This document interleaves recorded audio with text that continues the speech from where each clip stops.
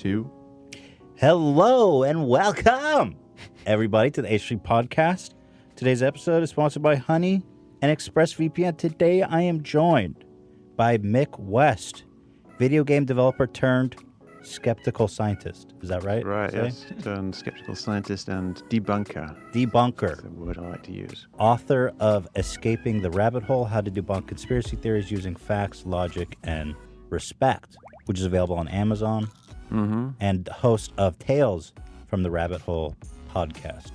Thank you very much for being here. Thank you for having me. I understand you flew here from Sacramento, so were you able to confirm that the Earth is flat on that airplane ride? It did look flat out of my window, but I wasn't able to measure it. You measured it? No, I have actually done that, though. I've taken a little spirit level out, and you can use it to look out your airplane window and measure the dip of the horizon. It's that easy. Yeah, it's a little fiddly because the horizon's all hazy when you're up in the sky, but you can actually tell that the Earth is a sphere from a plane. That's a lot easier than what these guys went through. You saw the Flat Earth documentary on Netflix, Oh, yeah. I'm assuming. Yeah, Those guys went through a lot more effort than just hopping on a plane. Yeah, well, they think that there's reasons why a plane view is not correct. Like some of them think that the plane windows, because they're curved, they make the Earth look curved. Okay, they've got explanations for everything. Yeah, you can always find excuses, but there's so many easy ways you can check this. Wasn't that I always great, find though? it so funny that somehow the excuses are more believable to them than the actual. Oh yeah, they'll jump through any they'll do all the mental gymnastics in the world. I find wasn't it just so amazing though how they continued to disprove themselves in that documentary. First with like the gyroscope, they're like, don't tell anybody. And then finally with the laser test. Yeah, and the more rigorous the experiments they do, the more likely they are to disprove themselves, and then the more layers they have to put on top of that to explain the conspiracy. It's incredible. How is it that in this day and age of science, when maybe almost we have too much information, it's an information overload, but it seems like the more information and science we have available, the more people are willing to look past it. Well, the flat earthers kind of come from a position that science is only real if it's something that you can verify yourself, which is not an entirely unreasonable position to come from. You think, like, why should I trust all these scientists? Why should I trust hundreds of years of history and all these books and what they taught me in school? But then they think that they should be able to figure out for themselves what the shape of the Earth is. But they kind of overestimate their abilities. The reason we have all these scientists figuring things out is that some of the stuff is actually fairly complicated. Some of the stuff like, how much should the horizon dip when you go up? It doesn't actually dip very much. It's only like 2 degrees or so. And they kind of expect it from their feeling about the Earth that it would be this huge curve visible from a plane.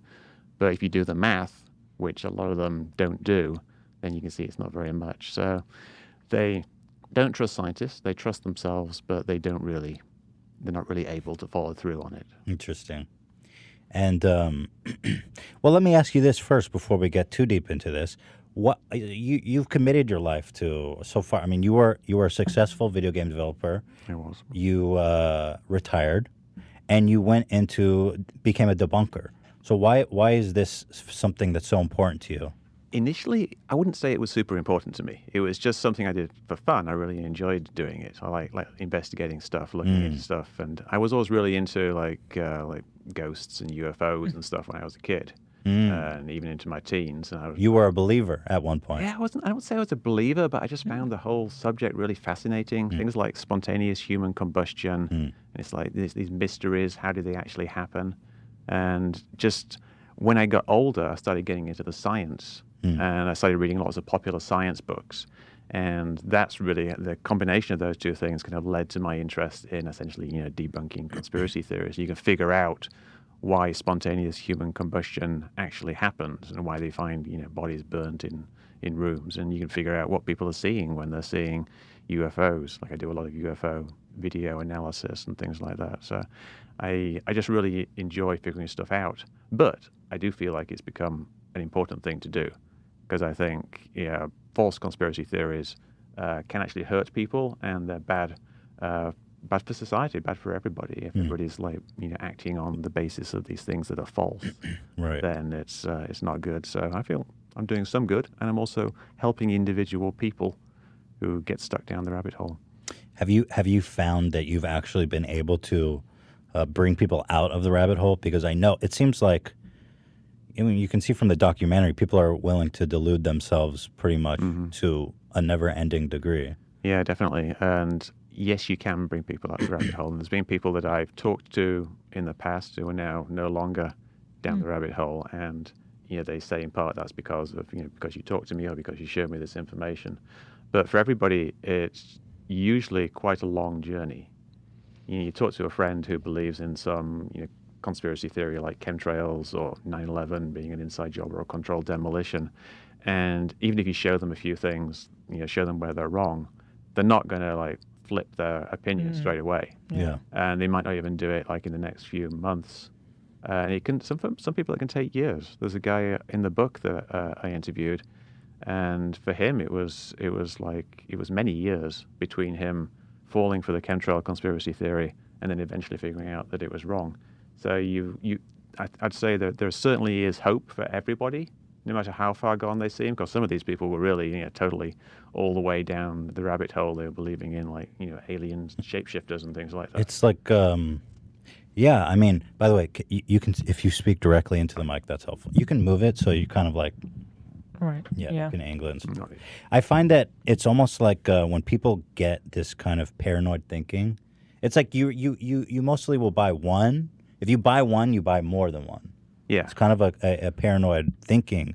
But so when you pull people out of this rabbit hole, do you find that it has positive consequences on other aspects of their life? Yeah, well, I think it strips away the negative consequences that people have in their life. Like they're living in fear a lot of the time, Right. and they feel. A lot of them tell me that it feels like a great weight has been lifted off them when they finally figure out that these things were not true, because they were living under the the idea that the government is this powerful evil entity that does all these plots and controls everything, and everything you see in the media is false, and some of them even believe that It's exhausting. government was targeting them personally. And when they eventually figure it out, a lot of them they don't come entirely out of the rabbit hole, but they lose their greatest fears when they think they find out that chemtrails are not poison being sprayed in the sky, and they figure out that 9/11 was just Al Qaeda, and then it allows them to focus on other things. So, okay, here's what I want to do. Before we get into some of the more popular conspiracies, I thought it'd be an interesting place to start with proven conspiracies, because I do I want to acknowledge on one hand that there are such thing as real conspiracies, and I think the existence of some of these helps fuels the paranoia in people's minds of being like, well, that was true, so this can be true too. So I want to go over some of the more notable ones and get your take on it. And maybe you can clarify, but like, for example, MK Ultra, I'm sure you're aware of.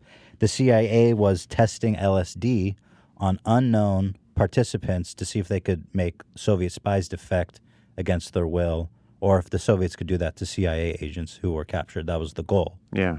And the CIA was administering LSD to people without their consent or knowledge to study the effect. They even at times set up fake brothels and lured men in from the general public and then dosed them with LSD and experimented on them. The reason it being a brothel is because they figured they'd be too embarrassed to talk about it afterwards. In one case, they administered LSD to a mental patient in Kentucky for 174 days. Several people died as a result of MK Ultra, most notably Frank Olson, a CIA employee, one of their own, who was covertly dosed with LSD, held for study, and then 6 days later committed suicide when somebody wasn't properly supervising him. He jumped out the window. So this is the kind of thing that you look and you say, oh, God, the government's capable of that. Then, of course, they're capable of, chemtrails. Yeah, I think you got to look at the actual scale of things and also look at the historical context. I mean, this was back in, what was it, the 60s? Yes. That it happened. And, it's the height of the Cold War. Right. There's lots of fears about things. There were other things as well similar to that, like they tested the dispersion of biological weapons and chemical weapons by spraying them in places. But when they did it, they weren't doing it with the intent of harming people or trying to actually infect people. They were just trying to see in a safe way what the effects would be. Now, that what you're talking about there sounds pretty bad, like especially, using mental patients. I don't know exactly how accurate that is, but the story about Frank Olson, that's true. And there's some suspicion that he was actually thrown out of the window rather than jumped because he was becoming very erratic after he was involved in this study.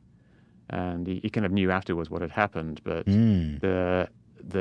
he was acting very strangely, and they thought he was going to blow the whole cover and or talk to the Russians about it or something like that. And so there's some suspicion that he might actually have been thrown out the window, which is a conspiracy theory. Yeah, that's a conspiracy theory in within itself. the conspiracy. So when you hear something like that, do you think it's credible when you hear like, oh, well, I mean, in the scope of what it was, sure, why wouldn't it be credible?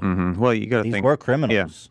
Yeah, but the chemtrails conspiracy theory is on such a completely different scale. The idea that all the planes that we see in the sky for the last 70 plus years, well, no, say since the 70s, say, have been spraying us with some kind of chemical, and no one's ever come forward to say that or this is simply it, no one's figured it out. Yeah, and all the evidence that people give for this thing is completely ridiculous.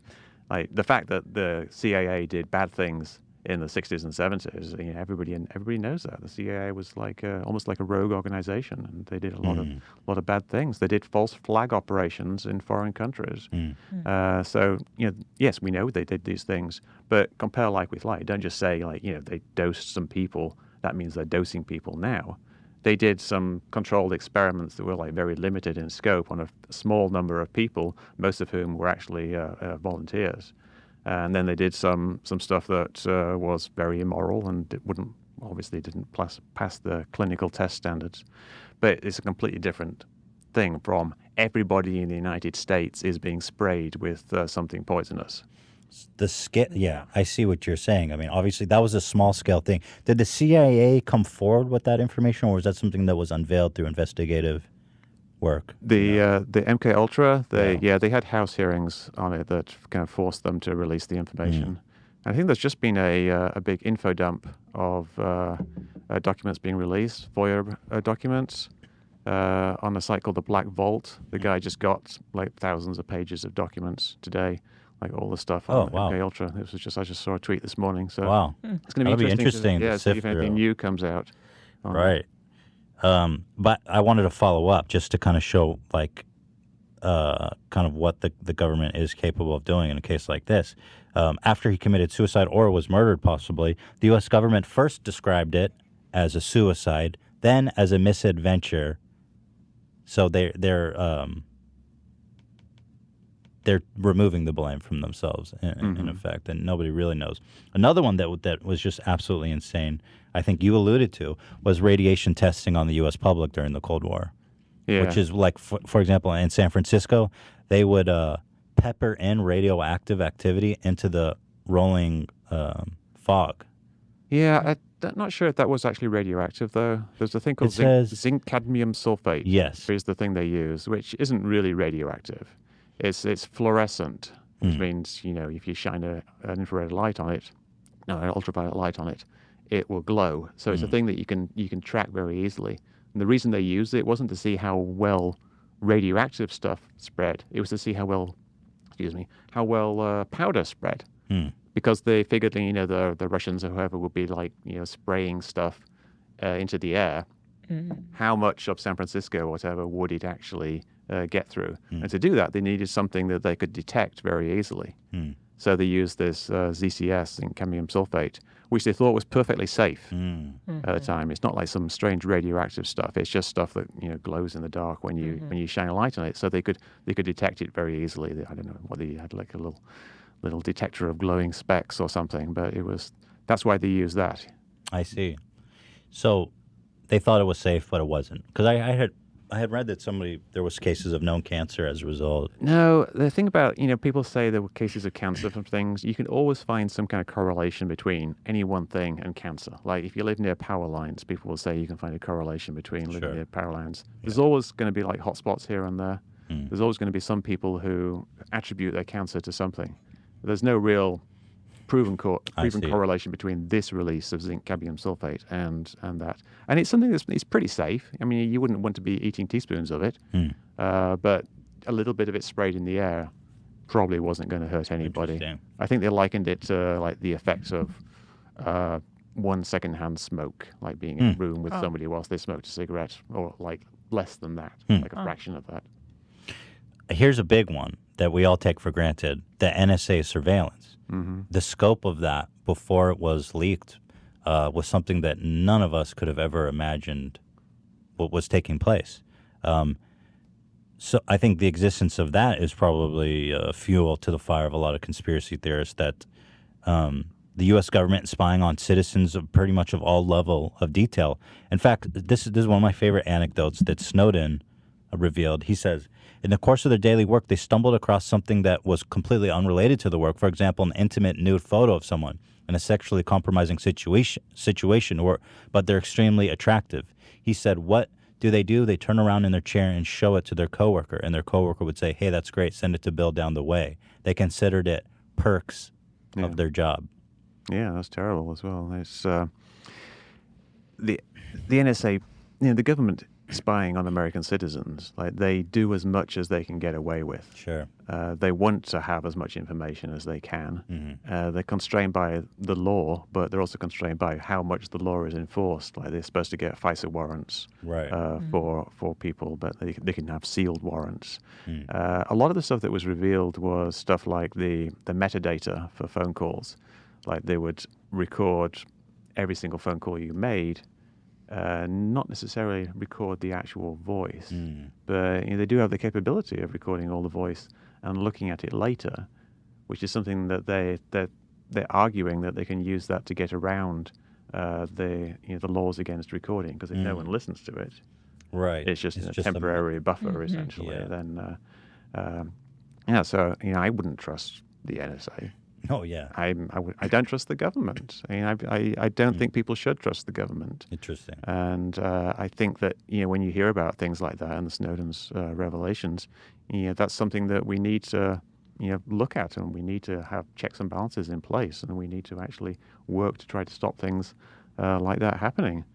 So where does a healthy distrust of the government end, and an unhealthy distrust of the government begin? Well, it's when you start believing things that really aren't backed up by the evidence, when it's just kind of a suspicion of something, and the thing you're suspicious of is something that is very outlandish and would require a very, very large operation. Like, for example, the buildings that collapsed on 9/11, some people say that they were rigged with explosives so that they would collapse from explosives after the planes had hit them. Now, that isn't backed up really by any evidence at all. People say there's evidence, but when you look at the evidence they present, it's really, really bad, terrible evidence. And the theory itself doesn't really make any sense. You had planes fly into the buildings, big hole in them, huge fires that went on for hours, and then the buildings collapsed from the fire, and everybody in the engineering community, they collapsed because of the fire. So now you got these other people coming along, and they're saying, oh, no, it was explosives. And it must have been explosives because it looked really weird, like the collapse looked really weird. But there isn't really any strong evidence for it. So you're coming up with a distrust of the government, but it's a ridiculous thing. And it's fair enough saying the government does evil things, or people in the government do evil things. And the government is lying to the people a lot of the time. Most of the stuff you're seeing coming out of the White House is PR, essentially. It isn't really just them trying to let you know stuff. And that's good. You should actually have that distrust of the government. But it doesn't mean that every anti-government theory is automatically true. You have to actually look at, is this theory actually a viable theory? Right. There's one more.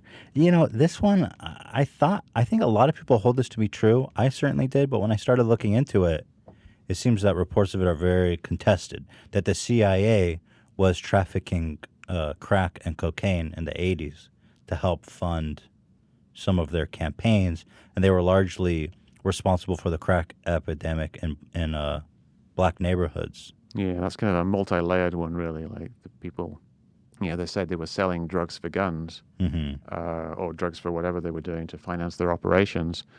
Which I don't know. I'm not sure if that's true. Well, there's evidence. Apparently, in 1986, a spokesman acknowledged that funds from sales of cocaine smuggled into the U.S. had helped fund the Contra rebels, but said that smuggling was not authorized by the U.S. government or resistance leaders. Right.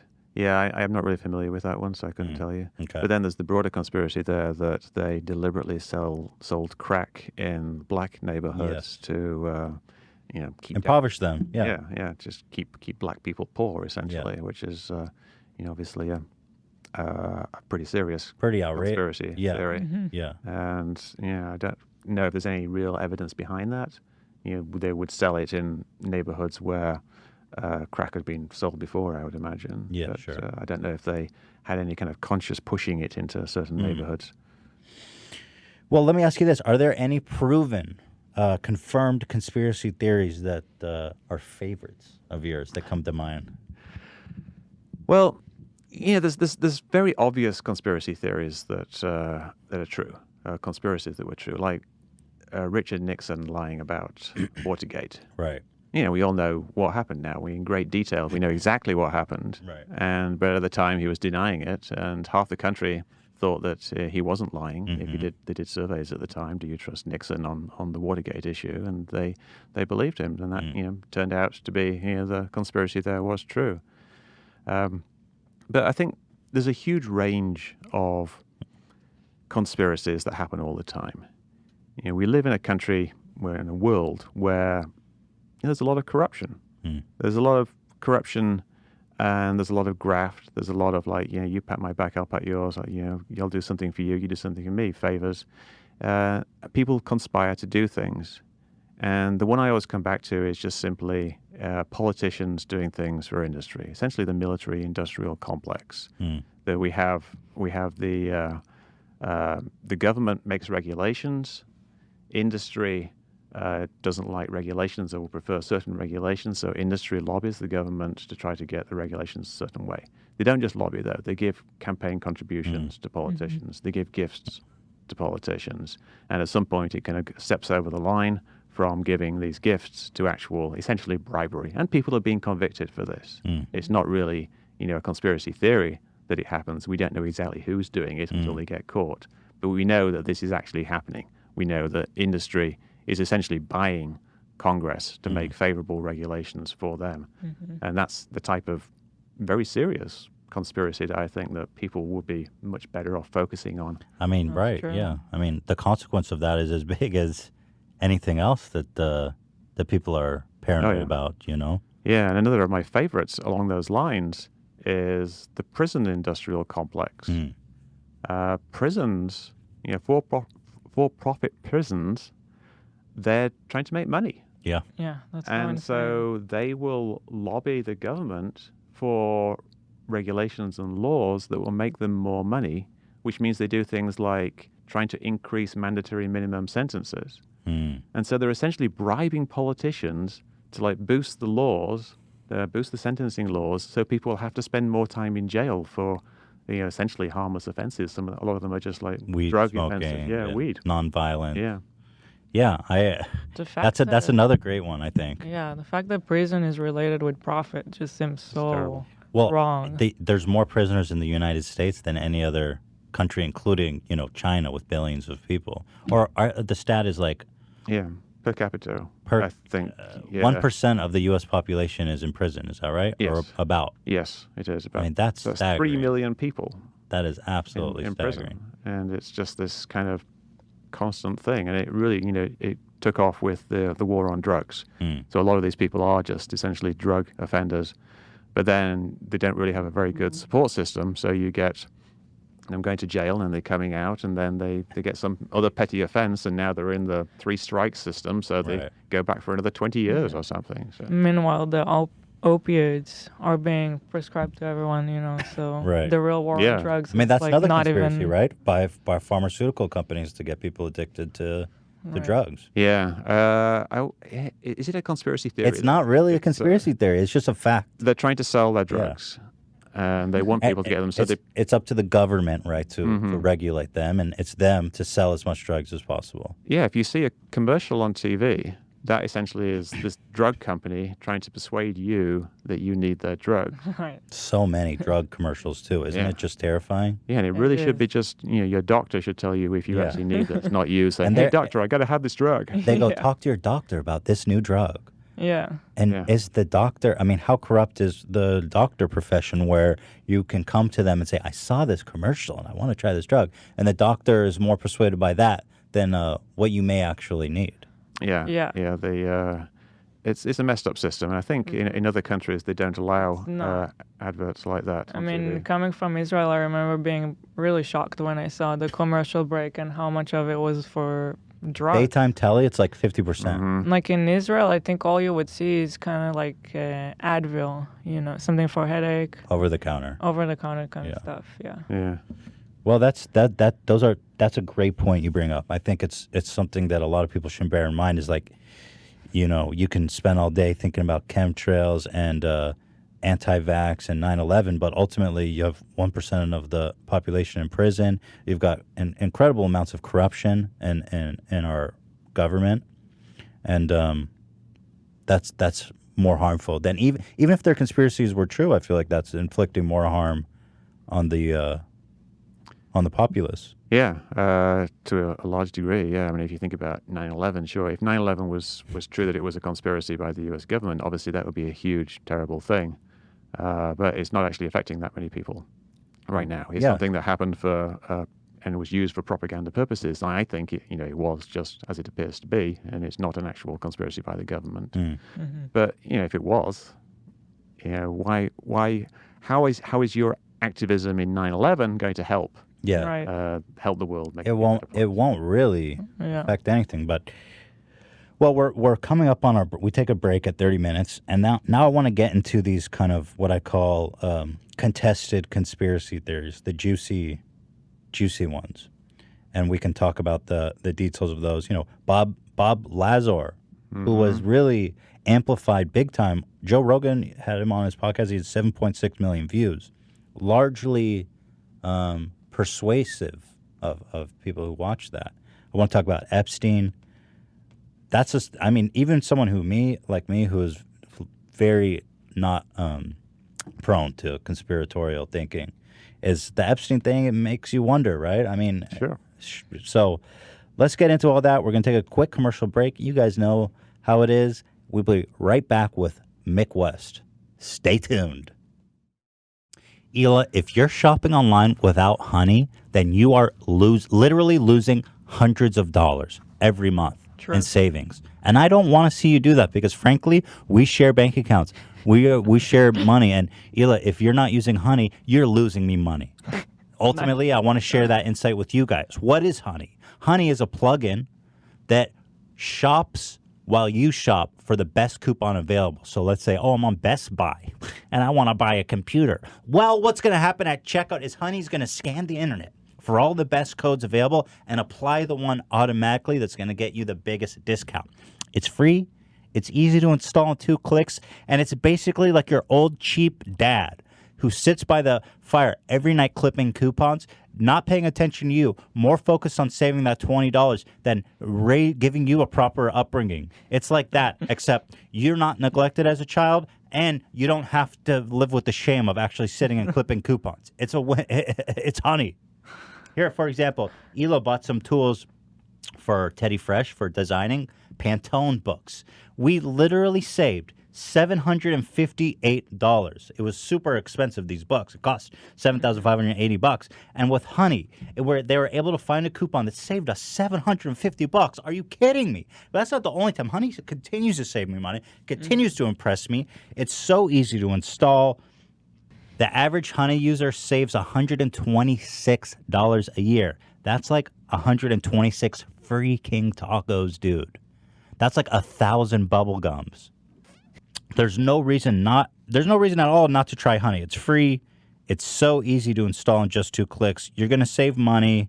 You're going to treat yourself to something nice, guys. Just give it a shot.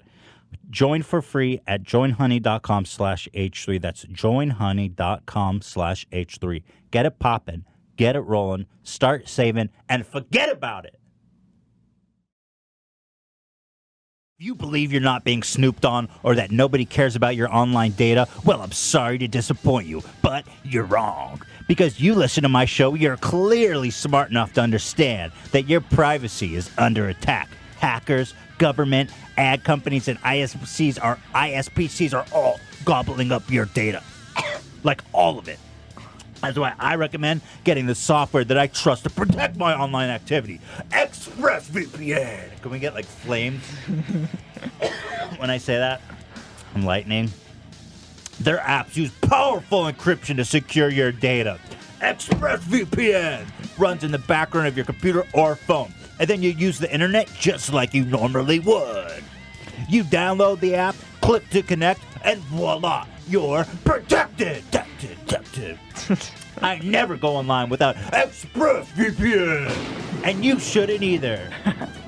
ExpressVPN is the fastest VPN that has ever been created, and it costs less than $7 per month, and it comes with a 30-day money-back guarantee.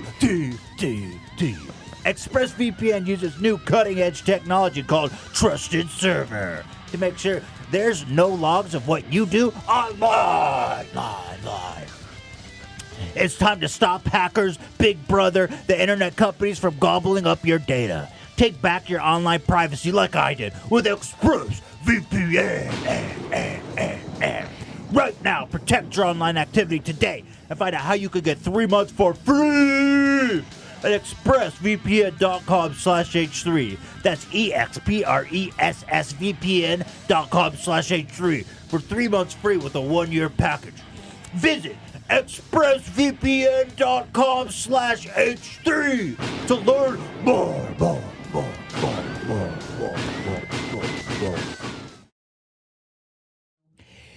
We are back with Mick West. You can get his book on Amazon, Escaping the Rabbit Hole, and you can check him out. His podcast is Tales from the Rabbit Hole podcast. Dan just checked the stats.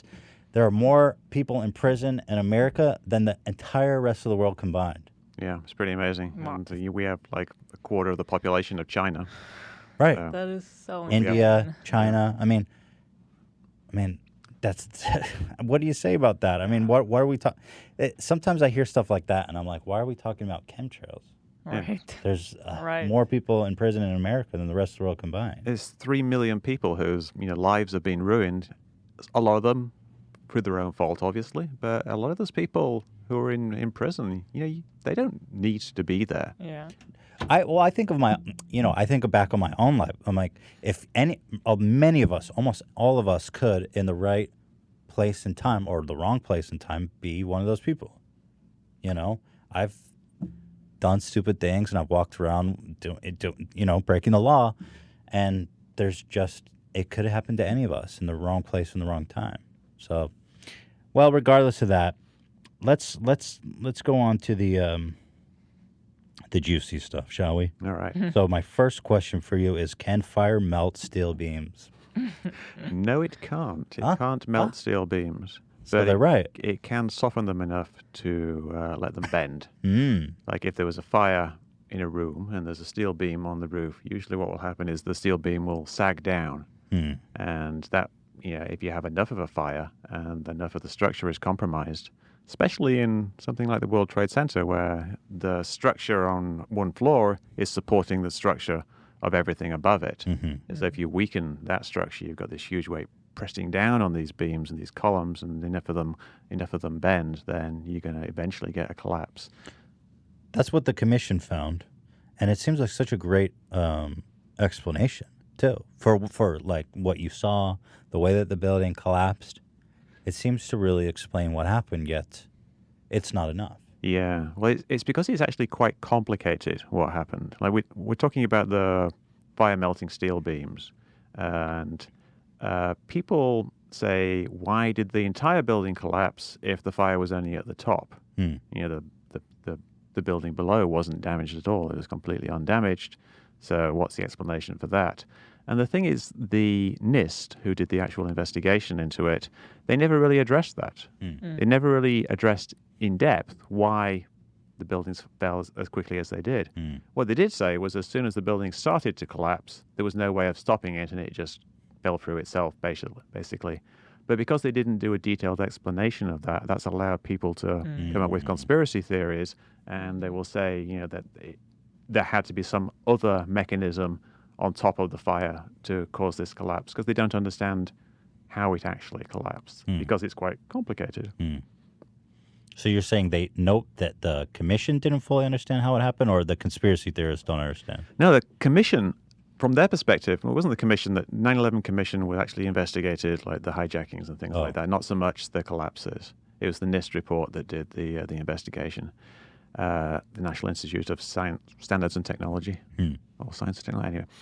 So they investigated the collapse up to the point where the top started to fall. Right. So they said which core columns were severed when the planes hit, how much did the fires burn, what damage did the fires do, you know, how would they soften columns, how would the building start to sag, the top would start to lean to one side, and at some point there wasn't enough support to keep the upper floors up, and it started to fall. And then they said, at that point, you know, collapse was inevitable, that everything would just collapse. So they didn't detail it. Yeah. But they knew. You know, there are a whole bunch of scientists and engineers there. They knew that once the top started to fall, it would just go all the way down to the bottom. It was obvious. But they didn't really explicitly explain what was happening or why it was so fast. And it's a reasonably simple explanation as to why it happened. The building a simple analogy would be a zipper. And that you've got something that's very strong. You can't pull apart a zipper sideways. It's quite strong. But if you just pull a zipper down, each thing comes apart, one tooth at a time. That's kind of what happened with the World Trade Center. The outside of the building is attached to the core of the building via the floors, which are very long. And the floors themselves are only designed to support the people walking around on them and their own weight plus a safety margin. The floors are not structural elements in terms of supporting a vertical load. So if something falls down on the floor, it's very easy for it to strip the floor away from the columns. And you've got all these floors all the way around, linking the core to the outside. And once you've got a falling mass of girders, which weigh hundreds of tons each, falling down from, the first drop was only one floor, so they're falling down, say, 13 feet. The next one is 26. It's falling down 26, so it's accelerated even further. So you can imagine if you drop a 20-ton steel girder on top of something from even just like 30 feet, it's going to pretty much destroy whatever was underneath it. And you've got hundreds of these things, if not thousands of them, falling all at once, and the whole building is disintegrating. It's falling to pieces. It's like dropping a huge bag of boulders on top of it. So it strips away all these floors from the columns.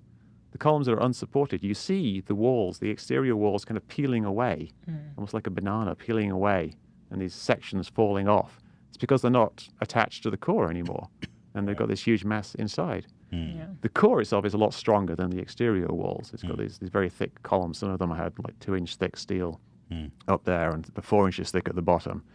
That actually stands a bit longer. And you see this if you watch the videos carefully. You will see bits of the core remaining whilst the collapse is happening. And you see it poking up through the cloud of dust because the floors have been stripped away, the outside walls are falling away, but the core is still kind of standing for a while. It stands for a little bit longer, but eventually it succumbs to it. And in both buildings, when the collapse wave of the building, you saw that thing going all the way down the building. When that reached the bottom, half of the core was actually still standing. So the building starts like this, full height. Half of it is still standing, and all the things are stripped away. And you see it in some photos. It's a thing they describe it as the spire. It looks kind of like this spindly spire, but it's really half the height of the building, and it got stripped away, which kind of demonstrates what the mechanism was. So there is actually an explanation for why it fell as fast as it did. It fell through the floors. It didn't fall through the columns. Columns are the strong things. It's really hard to fall through a column. But you fall past the columns, stripping away all the support. The columns are now unsupported from the sides. Very easy to bend something when it's not supported from the sides. Yeah. That all collapses. So there's an explanation there. People just don't like to listen to it. I think it's just it's so spectacular. Oh yeah. What happened? That not just one was incredible. 2 was just like overwhelming, right? And so I think just the sheer destruction and chance of it happening like that. It was hard to believe. It was frankly. incomprehensible to look at. I remember hearing about it. I was driving to work. I was on the 405, and I'd heard on the radio like someone talking about Washington being attacked, and I thought I'm listening to some play or something. And then I tried changing the channels, and it was this same thing on there. And then someone said a plane flew into the World Trade Center, and I'm on the phone to my wife at the moment whilst this is going on, and it's giving me chills just thinking about it. And then I heard them say one of the towers has collapsed. Yeah. And I was like, how can that be? It was just. But then another one. Yeah, and then so I was relating this to my wife. I was like, one of the towers has collapsed. Yeah. And then the other one has collapsed. I had no idea what I was. Yeah. It was just your brain can't wrap around it. And I think if you saw it on TV as well, that's going to be even more so. It's just this. What the heck is going on here? This huge explosion-looking thing falling down. I saw the second one hit the building on TV. Oh, yeah, I saw that too. So the other aspect of conspiratorial thinking around that is the Building 7 issue, which was a satellite building of the World Trade Center, right? It was a smaller associated building. It was about half the height of the World Trade Center towers. Also collapsed. It did also collapse. Yeah, it was about one block to the north. Well, not a block, not a city block. It was one building away from the North Tower. The North Tower is the one with the antenna on. Did any other buildings collapse? There were buildings that were essentially so destroyed, you might as well call them collapsed. But isn't it so coincidental that the 3 buildings that collapsed now, you're talking about a separate building, was another World Trade Center building? Well, the entire complex was essentially World Trade Center. This one was just a bit off to the side. But the reason it collapsed was essentially that the North Tower, Tower 1, fell against it.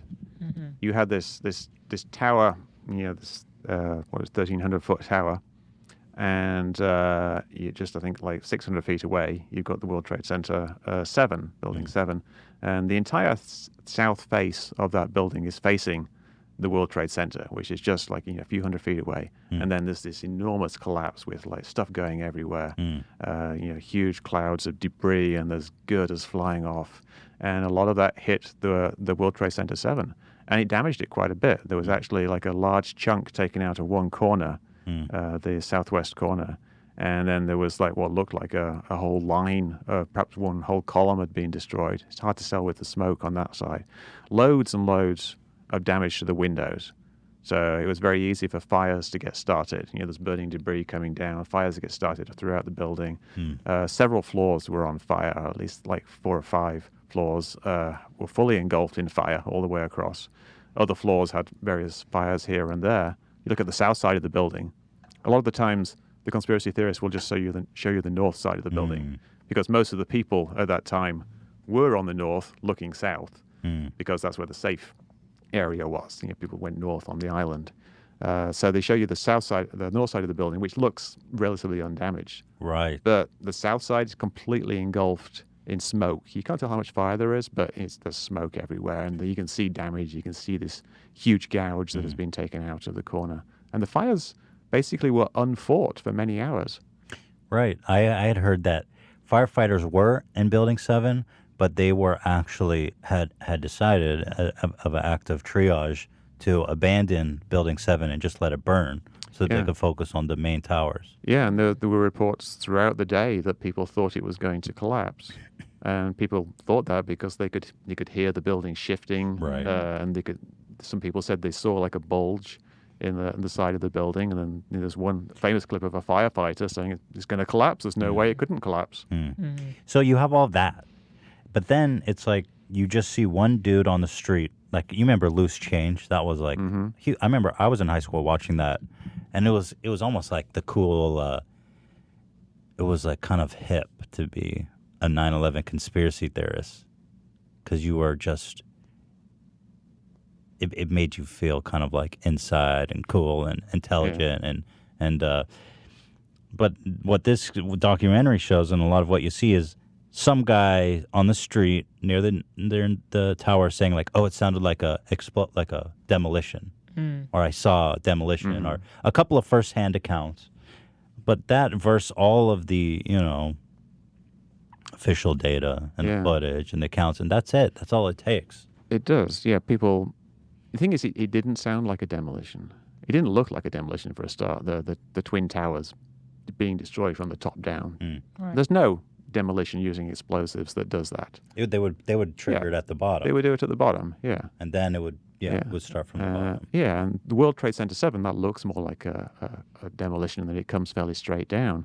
But the huge difference between that and a regular demolition is that there weren't these loud bangs. If you listen to actual controlled demolitions, it's incredibly loud. Bang, bang, bang. Yeah. And then bang, bang, bang. Like even louder. Like the super, super loud bangs, which you can hear from a mile away, and would have been recorded by the people. But it's like rhythmic, and it's timed, and there's a lot of them.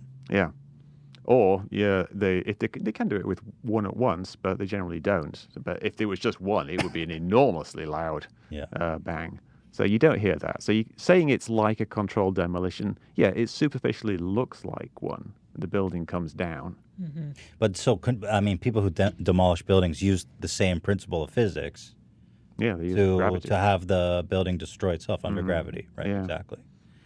It doesn't help also kind of when you look back on the politics surrounding 9/11. It's like all of a sudden we're attacked by Al-Qaeda and the government is like, oh, we need to go into Iraq. Yeah. So again, the government, I feel like, fuels this conspiracy by, it doesn't make any sense. What did Iraq do? Yeah. It was exploited. They exploited the event. Now, they essentially benefited from it in that it furthered their geopolitical goals in some ways. But just because that happened, it doesn't mean that they actually did it. Sure. It just means they took advantage They're of like, oh, it. great. Yeah, if you find a wallet on the street, it doesn't mean that you stole the wallet from somebody. It just means you've just found it and you've taken it. It doesn't mean if there was a murder and there was something lying around and you take it, it doesn't mean you killed the guy. You're just exploiting the situation, and that's what's happening with the government. All right. 9/11. You had tweeted something interesting before we move on. You had tweeted that 9/11 is here. It is on the TV, fading away. Yeah. That's interesting. Yeah, interesting. 9/11. This is the Google Trends chart, and there was this huge peak back in September 2006, which I think was the time of the NIST report being released for the towers collapse, and so it was like the heyday of people criticizing the government. But then every year you see a peak, and every year pretty much it gets less and less, and now really nothing, eh? It's almost nothing. There's probably going to be a peak, a slightly bigger peak this year, because there's the Architects and Engineers for 9/11 Truth. This big truther organization. They actually paid the University of Alaska like $340,000 to do a study on Building 7. They have that much funds to throw around? Yeah. I guess people donate. They're a pretty big organization. I think they take in like $1 million a year, and they've got like it's guy on full-time pay there. Oh, they have full-time employees and everything. But again, we go back to this issue of like, we Why have more focus on prisoners this? Yeah. than anywhere in the world. That's a stat that is undisputable. Well, I would say you could do both if this was a real thing, but I don't think it is. I don't think it is a real thing, so I think they're wasting their time. Well, I wouldn't fault people from doing things that they think to be true and pursuing something. But really, after all these years, nothing has really changed. No new evidence has come forward. That's true. And we should have been able to figure it out by now. Instead, we've just got the same bits of nonsense evidence being recycled over and over again. People, saying, oh, it fell faster than free fall, or things like that, when they're just ignoring the actual explanation as to why it can fall, not faster than free fall, but at near free fall speed, accelerations. So you're just getting the same stuff being recycled over and over How again. would they fall faster than a free fall? How is that even possible regardless? It technically is possible. Oops, excuse me. It's possible if something is pulling it in addition to gravity. But how could you possibly physically pull down the... Let's say you're standing on top of a cliff and you're tied to someone and with a long rope, and they jump off, and a couple of seconds later you jump off. They're already falling faster than you, so the rope gets taut, and then that pulls you down. Sure, but how could you do that with a building? In a building, if the interior of the building falls down, the core columns are falling down, then when they hit the lower floors, that can pull down on the outside by the floors kind of pivoting in and pulling down. It's theoretically possible. But how does that and further their conspiracy It doesn't. theory? It doesn't at all. That's what I'm confused Because about. If you had explosives, it would fall. It wouldn't free fall or less. Yeah. Because they would sever everything, and you wouldn't have this complicated mechanism. I don't understand that So claim. it's not a claim that they make. It's actually a debunker claim that some people have said. We can, if you measure it carefully, it's a bit greater than free fall. Interesting. Therefore, it couldn't have been explosive. Interesting. I haven't really verified that, but I know it's certainly a claim that some people make. All right, let's talk about Epstein, something current. All right. Something as I said, I am not one prone to conspiratorial thinking by any means. But when you look at the circumstance around Epstein's death, it is so questionable.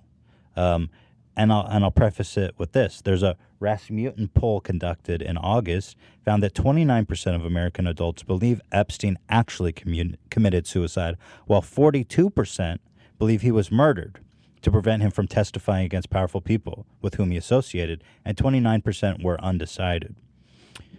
Clinton body count and Trump body count were trending on Twitter as users accused both Bill and Hillary Clinton or Donald Trump of being involved in Epstein's death. And of course, our president, several hours after Epstein was found dead, retweeted a conspiracy theory suggesting that there was a connection between the Clintons and Epstein's death. So there's a lot to unpack there, obviously. Let's start with Epstein's death itself. Yeah. Here's the circumstance. The guy had attempted suicide a mere week before. He was taken off suicide watch several days before his death. Correct me if I'm wrong on anything. No, that's right. He was able to set up a will 2 days before his death. The video footage that was supposed to be recording was claimed unusable.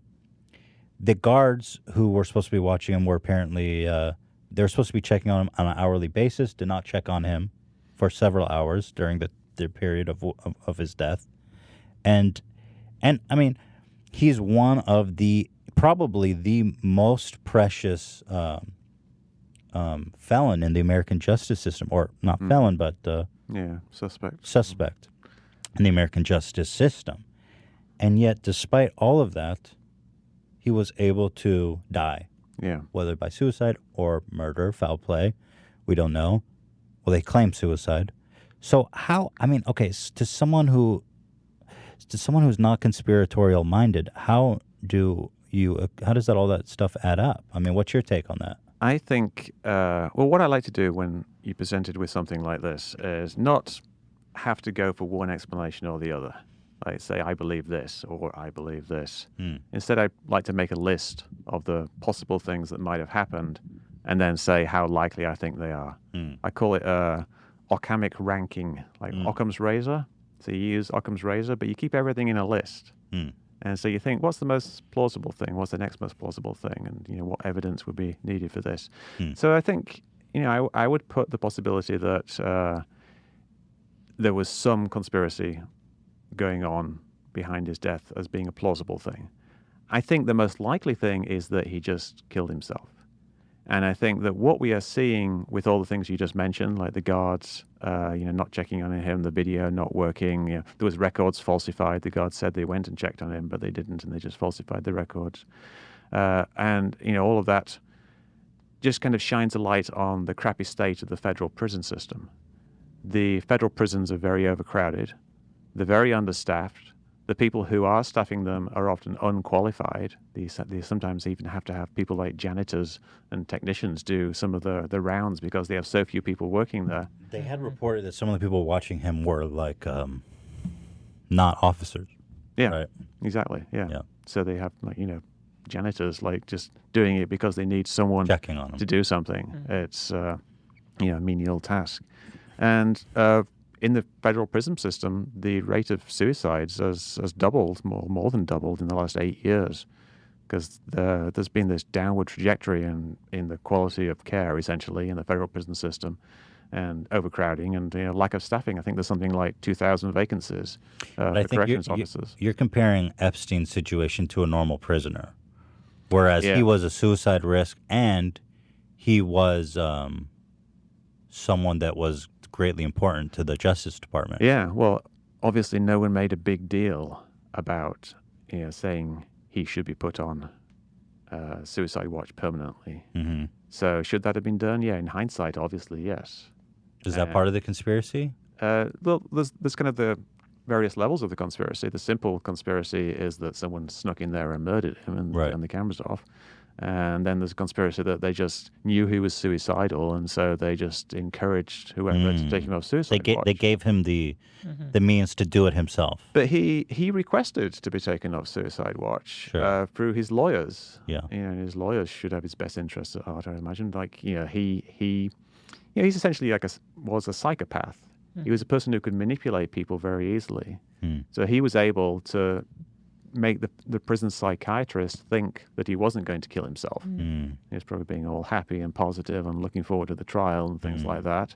But he was just doing it with the idea that he was going to kill himself because he's a guy who can manipulate people. So it doesn't seem at all unreasonable that if you request a psychiatrist to evaluate you for the suicide watch, they have to do it. So this psychiatrist comes in, evaluates him for the suicide watch. Epstein's all happy, jolly, and positive. He has to take him off it, and then so they put him on, whatever the occasional checks type thing, and he finds 20 minutes and kills himself. I think it is a likely explanation that it was, let's say, suicide by opportunity. Yeah, but did somebody deliberately not put him on that list? Doesn't he need the means to commit suicide? Everyone has the means once they're put back in Gen Pop. They're just. He wasn't in general population. He was taken out of the cell, the suicide watch cell, which has like special bunks and things. It doesn't have any bars where you can tie anything from it. And I think there's various levels of suicide watch. The most extreme one is a 5-point restraint, where they tie down your arms and legs and your head. And then it goes down from there. Some they just tie down your arms and legs. Sometimes they manacle you. Sometimes they will give you clothing that you can't use that will rip. And then there's the cells that are special cells with no bars. He was in a cell that had a bunk bed. And if you've got a cell with a bunk bed that's got a bar on it, you can tie something to it. You can kill yourself. You just use your pajama pants or something, wrap them around your neck, and to tie it to the thing, and then just lean forward. His neck broke also. His hyoid bone broke, which is a little bone right here. It's kind of like a wishbone. It goes around from one side to the other. I think it's like a structural thing for your voice box. And this is a bone that breaks quite commonly when people are strangled. But it's also a bone that breaks quite commonly when old people commit suicide. It's a bone that becomes more brittle with age. So if a person in their 60s or 70s, he was 65, I think, if they commit suicide by hanging, it's very likely that bone will break. People make a lot of it because people want to make a lot of it. You hear a lot of people making noise about this, and they say, oh, this is something that happens when people are strangled. But if he was strangled, obviously, to the point of breaking that bone, there would be other signs of strangulation, right? Yeah, probably. Yeah, but there's also being strangled isn't that different from being hanged if you do it. They could probably garrote him from behind and make it look like a hanging. But that this is a next level up conspiracy. That means there has to be someone else in the cell actually doing it. If you wanted Epstein dead and you're a high-level individual, I think it would be smarter and less risky just to give him the means and the time frame to do it himself, because clearly he had already attempted it. Yeah, I mean that would probably be the first step. Yeah. I mean, if you posit that there was a conspiracy then it's possible that they said, well, let's just leave him there for a while and see if he takes care of himself. And if not, then we'll jump in there and do something. But we don't really have any evidence of the later stages of it, of an actual active thing. We just have this evidence of what could be just incompetence in the prison system because it's this hugely overworked federal prison system. And I feel like that is probably the most likely, because once you say it, it really makes me think about other stuff and how true that is. Like, you think something as big as like a huge company would be so organized, but once you actually get familiar with it, a lot of times you realize it's really far from something you would think. People aren't that slick. Like when I was in the army, I thought everything would be so organized, such a serious operation, and it's like so not. So incompetent. Yeah. And then conspiracies often give people too much credit. Too much credit. Yeah. Yeah, well, they're staffed by people. Corporations are full of people, and the prison system is full of people. Deeply and fallible. People make mistakes. But the people are video bad. thing, I mean, it's like every single way along the line. I think that's probably just more evidence of the same type of thing. They didn't have the staff to keep things like that up. But it was Epstein, of all people. It's not just some random guy. So that kind of shows you that he wasn't given some kind of special treatment. Right. Which I think is evidence of anything that the Justice Department was a little bit too cavalier, or maybe they were a little too much like, hey, it's totally fine if this dude ends up dead. Could be. Could be. Could be, but that's obviously speculation because it could have been the other thing. So it could have been. That's what I'm talking about with the lists. So rank it for me. When you say suicide, are you talking about? So when you say suicide, clarify just suicide by pure negligence of the that's the people there, or suicide by an opportunity given.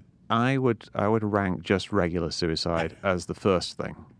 Just underneath that, I would rank some kind of opportunity given, like them not putting him on permanent suicide watch deliberately, or just not making a big deal about just it. Kind of looking not away. giving. They say don't give him any special treatment. I would put that as the second, but kind of lower down. I think you would think that the Justice Department would be like, this guy cannot kill himself, and everyone was already saying, oh, he's going to end up dead, like jokingly. Everybody was like, that guy's going to die in prison for sure. And you would think that the officers in the Justice Department would be like, no, not on our watch. But that would be true if things were run as they should. They're run as they should when the Attorney General says, hey, guys, this guy can't die.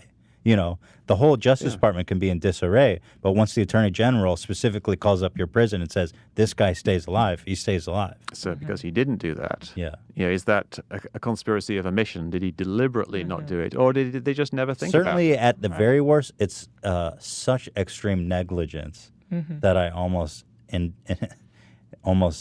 they're looking for scapegoats right now. They fired the director of prisons, and his replacement is the previous director of prisons who retired like 7 years ago. Some old lady who hasn't worked in the prison system for like the last 7 years. That'll be good. Yeah, so presumably she was doing a better job than he was doing. But obviously the stuff needs fixing in the prison system.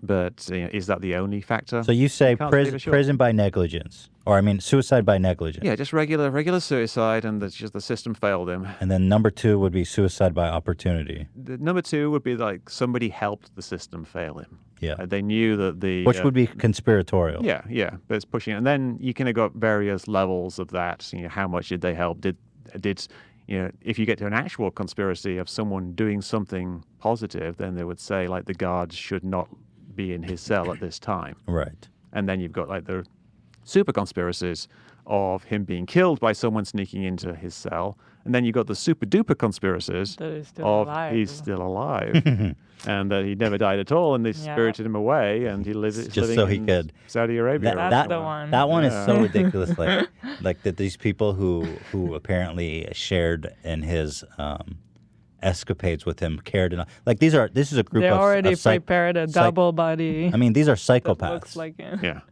These are psychopaths with psychopaths. They would not, lift a finger to save him. But regardless, So now when we look back at who Epstein was and who he associated with, do you think it's possible, for example, that Bill Clinton could fly on his private plane with him, what was it, like 26 times, and not know what he was up to? Sure. If you look at those actual trips, one of them was a big trip around Africa, which was 11 stops. So 26 Does that of, count for? Really? 26 of those flights were just this one trip around Interesting. Africa and Europe and Paris. How many? That 11. kind of 11. Okay, Yeah. you still have 15. Yeah, I think 6 of them were for one trip to Asia. See, that's something you don't hear. Yeah. Yeah, which That is very compelling. it was like Yeah. Hong Kong, and I think maybe even went to Russia. I'm not sure what it was. It was like something for like the Clinton Global Foundation or something. And then what does it mean? They were just using his plane? Yeah, yeah, Just- and I think it was like, essentially a charity type thing that they were doing. So That's funny so to go okay, from but let's say, charity but to- okay, let's sex continue down. trafficking? So let's say there's even 6 left, 7 left on a, or that were individual flights. They're all listed where he went from and to, so we know what they actually were. One of them was a flight from JFK to Luton, which is in London, and then the next day flying back. So, is that suspicious? Maybe. Is he flying? Is flying Bill Clinton to London so he can, engage in some nefarious activity? Maybe, but it seems just like another. Mike, typical I wonder how many people, how many flights, how many people, how many flights are we talking about here? You know what I mean? How frequently was this guy flying around? Oh, he flew a lot. If you look at the actual logbooks, I was looking at them last night. I was trying to figure out where all these flights were going to. I did a post on Metabunk about it, like looking through it all. And Epstein is flying around everywhere. He was always flying with that his assistant, The lady. Ghislaine Maxwell. Yeah. Yeah, and a few other people. Who was recently seen in L.A. at In-N-Out. Yes. Or was she? There's Or some- was she? there's some Always evidence the or was she? That photo was kind of doctored in a very strange way. Was it? Yeah, and there was all kinds of Oh, stuff being no. edited in there. No. He wasn't sure if it was my genuine. God. Like the poster in the background wasn't right, and so What on earth?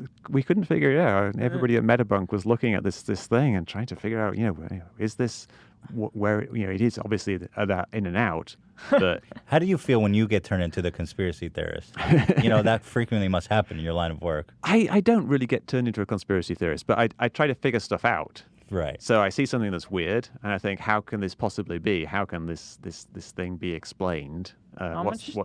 time does it take you to spend on It depends something on the like that? thing. This but- is your full-time gig, though, like right? what does your day look like? I mean, I did spend hours looking at these photos of Ghislaine Maxwell at the In and Out, just because it was an interesting Well, thing. yeah, sure. It's So fascinating. it was like a reflection of a car in the advert and the bus stop. That's just And so I insane. did a little 3D model so I could check to see if the angles were right with the other Oh cars. my god. Yeah, it was.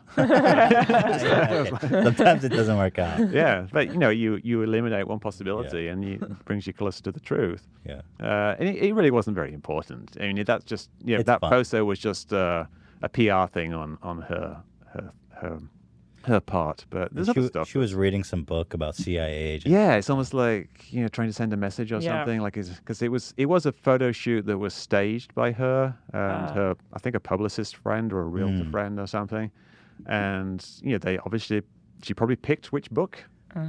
Yeah, certainly. Makes It was sense. a foot. Yeah. Makes more sense than sitting in and What out. a psycho. They're all psychopaths, man. Hey, maybe they picked the book that they thought would just mess with people the most and get people talking, and maybe they edited all this stuff. I mean, because they how thought people would talk about it. How psycho can you be at a time when I don't know her involvement with him, but she was certainly a lifetime partner of his. Oh yeah, definitely. And so to trivialize the whole thing by kind of sitting out of In and Out with the CIA book is pretty psychotic. Yeah, who knows what's going on? Yeah, but you look at the flight logs. She's listed on pretty much every flight that he made. Wow. So now when you that's really interesting what you say about Bill Clinton. Yeah.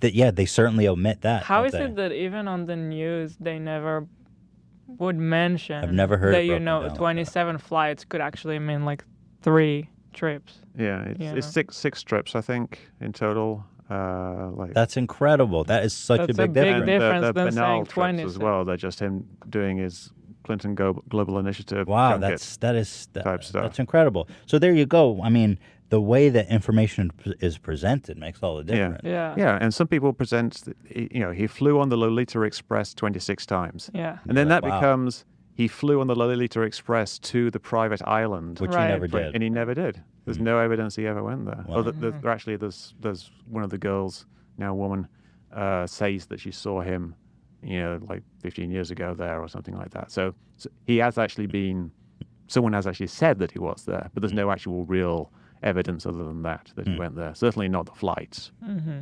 It is interesting how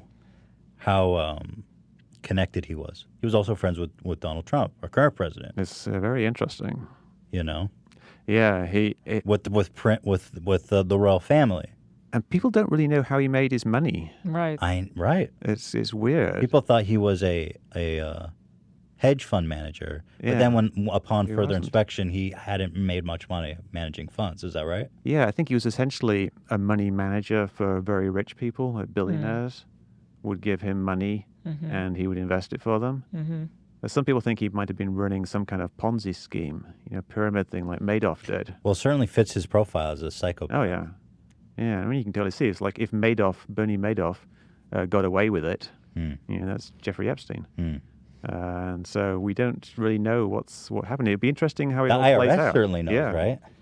Well, they know from the documents that they've got of him, but I'm sure they don't know everything. By the way, the going on. IRS, another entity that is Right. You completely think they're so understaffed slick. and Yeah. But probably the guy's filing tax returns, and Well, yeah, he's got to be something in there.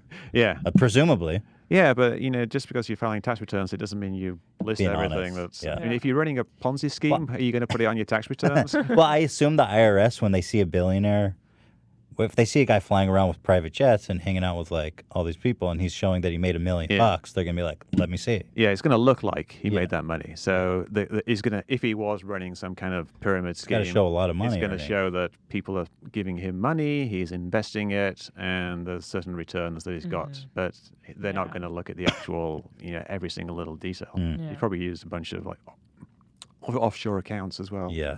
Disguise it. The Epstein's case is a very interesting one. The connections, it's got it all. The mysterious murders. I mean, it's really a perfect fodder for conspiracy theorists. Yeah. Well, there you have it. I think we actually learned a lot here. I think that you mentioned the Clinton body count as well. I think a lot of people kind of take for granted that that's a true thing, that the Clintons have actually murdered lots of people. Certainly a right-wing talking point that they hold to be true. But where does that come from? it's a pretty old conspiracy theory. I think it goes way back to the 90s.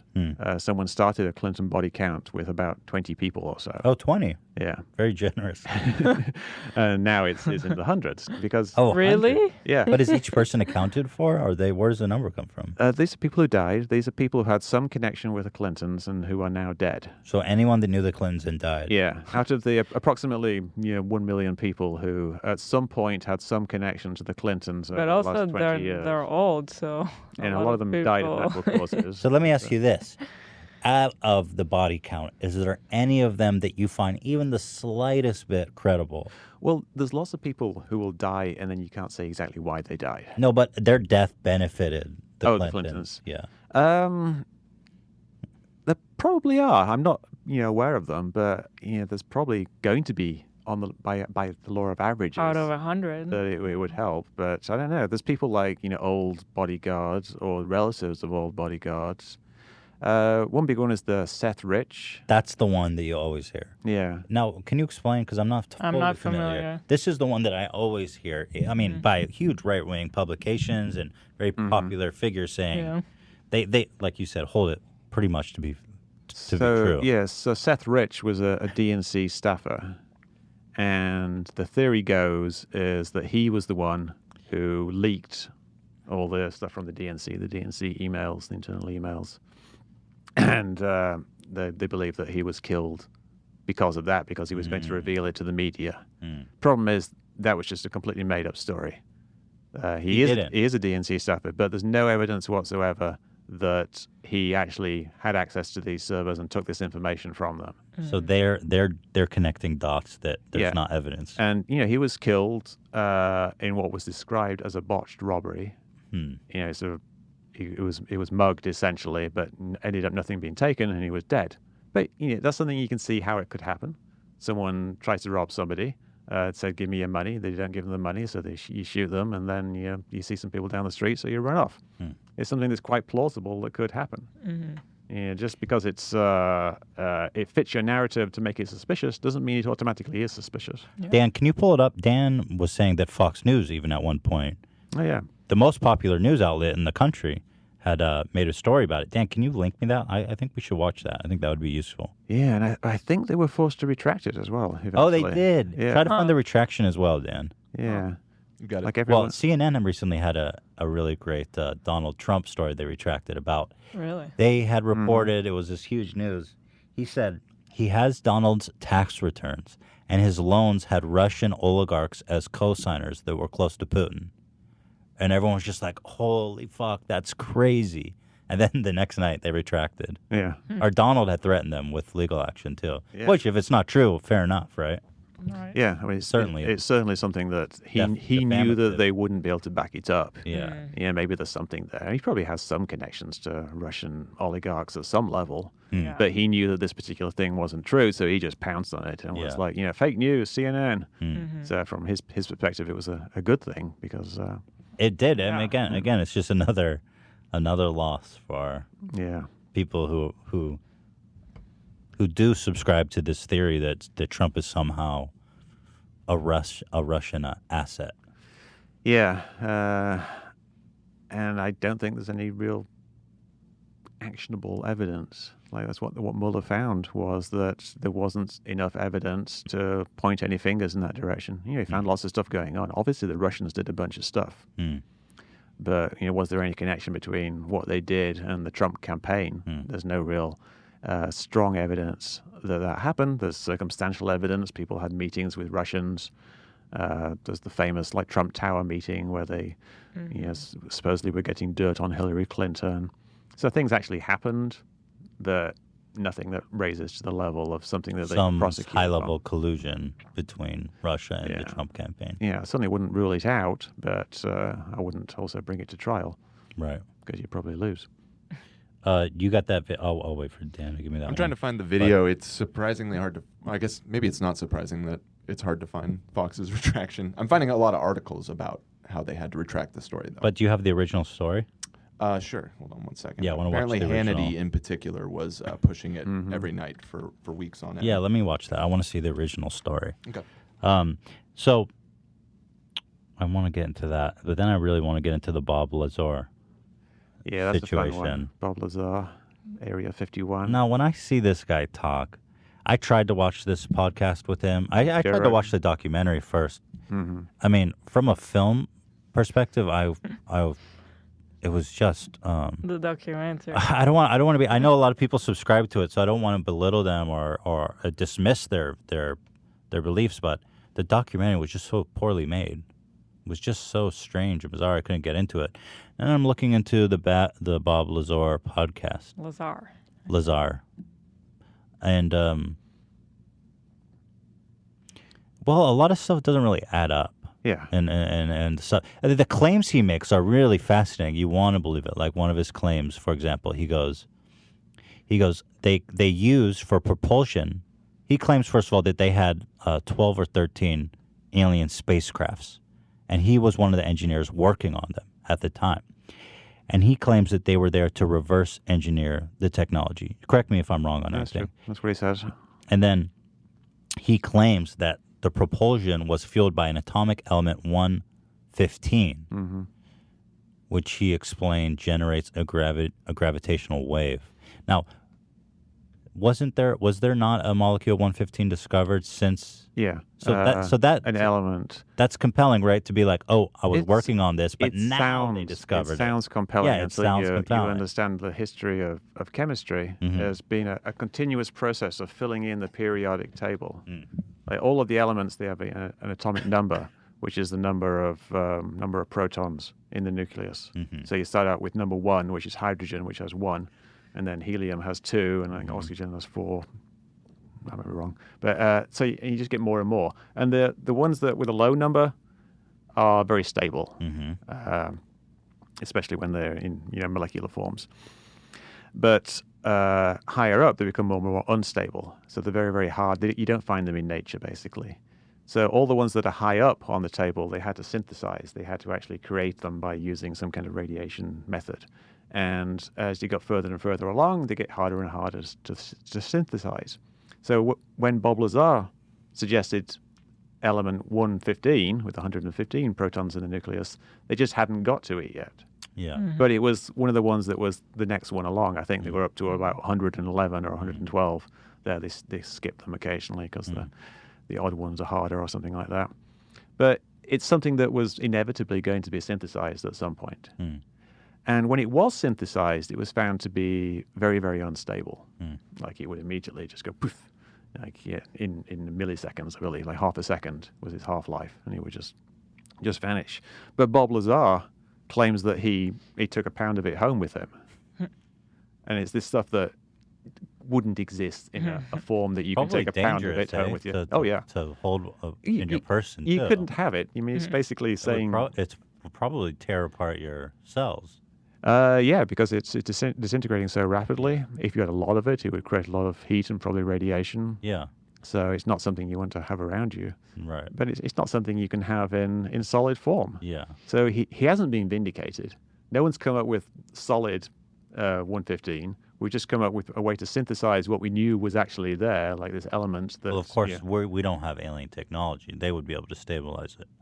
Yeah, that's the thing. If you introduce something like alien technology as the explanation, that's like saying, "Oh, but we have magic. Magic, yeah. We can do anything." So that explains everything. So I want to ask you kind of like a meta point about him. Joe had him on his podcast to 7.6 million views. The reception to that was extraordinarily positive. Do you think that it's irresponsible for Joe to have someone like that on his podcast, or how do you view something like that? I don't think it's causing any great harm. Joe was a big fan. He's a big UFO guy, and he really likes the story, and he believes Bob Lazar, it seems. So he's just promoting a story he thinks to be true. Is that a gateway to the rabbit hole? I don't really know. Like if the UFO thing is a gateway to the rabbit hole, people who get into UFO stuff, they tend to just stay in UFO stuff because it's so fun. Like the idea that there might be aliens out there. It's just this really amazing thing, and it supersedes everything else. You don't even get... You don't find a correlation overlap between unhealthy conspiratorial thinking and people who generally are into the UFO. There's probably some overlap. Sure. That you go from one to the other. But a lot of the people I talk to in, say, 9/11, they'll say that I investigate UFOs because I'm trying to discredit the 9/11 truth movement. They view UFOlogy as being this ridiculous thing that no one should look at. And then the people who the truthers. Yeah, the truthers think that. Then the UFO people, they all think that the truthers are completely crazy and that I shouldn't be putting them in the same boat as truthers. Interesting. So I can't win there. Normally you get a gradation where one is more extreme than the other. But here you've got kind of two non-overlapping areas. So there's also conspiracy shaming. Conspiracy shaming. Yeah, my conspiracy is better than your Oh, that's funny. His claims are pretty extraordinary. I mean, I'd love for it to be true. It sounds fantastic. Like he says that he lived he worked in a facility just outside Area 51. They had caves, basically dug into the side of a mountain. He worked on flying saucers. He worked on the specific one called the sports model, which was manufactured out of a metallic substance similar in appearance and touch to stainless steel, but apparently had some other property to it than that, right? Stainless steel, that doesn't sound like fantastic. Yeah, well, I don't know. You'd obviously have to have some kind of weird... the thing about the things that he's suggesting is it's some way of bending gravity. Bending space-time, essentially, which is the same thing as gravity. Which is popular, in sci-fi. And exactly. It's not a new concept, certainly. No, and it would have been something he would have been aware of when he wrote these things. I think, essentially, he made it all up. Do you think that he has drank his own Kool-Aid, or do you think he's kind of just doing a social experiment? I think it probably started out just him having fun, making stuff up. But over time... He's made a life out of it. I think he might even have been telling the same thing so long that he kind of believes that something happened. Right. Because it goes into so much detail. Yeah, but it's telling the same story over and over again. There's not really that much there. He's got a picture in his head of what he thinks these sources look like. You'll hear him talk about the same things over and over again. Like he had a hatch here, it had a honeycomb, it was had a half dome, and did this. He's just telling you the same story. So he has a story down pat, and he's repeating it. But it doesn't add up. And there's other things as well. Like he claimed he went to, I think it was Harvard or Stanford. That's my favorite thing. He claimed he went to both MIT and Caltech. Oh, okay. However, both schools have no record of him attending, which of course he claims that the government erased his academic record to discredit him. And that should be just a big red flag. That's a big red flag. Yeah. But you can't Isn't that great? attend two schools for many years and have no There's no record of it. pictures. Also, there's no clubs. Nobody So knew you. why would It was, they erase everything you've done, but they'll let you go out there and Go on talk? Joe Rogan and talk. Yeah. That's very funny. Yeah, why didn't they go back and get their pound Well, why not of, just kill him? Exactly. If the government is that Basically, nefarious, yeah. just throw him off the side of the flat earth. Yeah, it makes no sense. Yeah, and I think there's a theory kind of behind what he does, which is that he did actually have some classified information about secret stuff that was going on there. Not aliens, just he knew some stuff about something else that was happening there, some stuff they were testing, like some weapon, proton beam or something. And when he gave this crazy story out to people, the powers that be thought it was better for him to keep giving out this crazy story rather than giving the truth of what's actually going on there. So they figured, as long as he's just saying this stuff, that's fine. We don't have to do anything. So that's a deeper conspiracy that suggests that he's colluded with the government. Yeah, it's not really a conspiracy. It's just they're leaving him alone. Oh, because he to sounds do a it. little They're not. cuckoo. Yeah, because they don't want to have to take more drastic action. I see. But, Yeah, I love the MIT Caltech story. yeah, that seems so obvious to me. It's like, how do you Making that up. Come Because on. you would be able to check that stuff. Just don't even lie about your education. Just say, Yeah. I'm self-taught. Yeah, which essentially he was. He was a smart guy. He's a smart guy. Sure. He does physics. He does chemistry. He runs a store where you can buy all kinds of weird chemicals. There's other weird stuff in his past, like he once installed a closed-circuit TV system in a brothel, and he got arrested for some kind of thing related to this brothel in Nevada, I Oh, guess. right. Yeah, I read about that too. He was Yeah. he's associated with the brothel. Yeah, but you can't. Which is fine. You yeah. can't. You can't But blame he- people for their mistakes in the past. Sure. But Yeah. it's weird stuff. You know, This it's a is big his actual picture. past, but he prefers people to look at this imaginary tenure at wherever MIT and Caltech.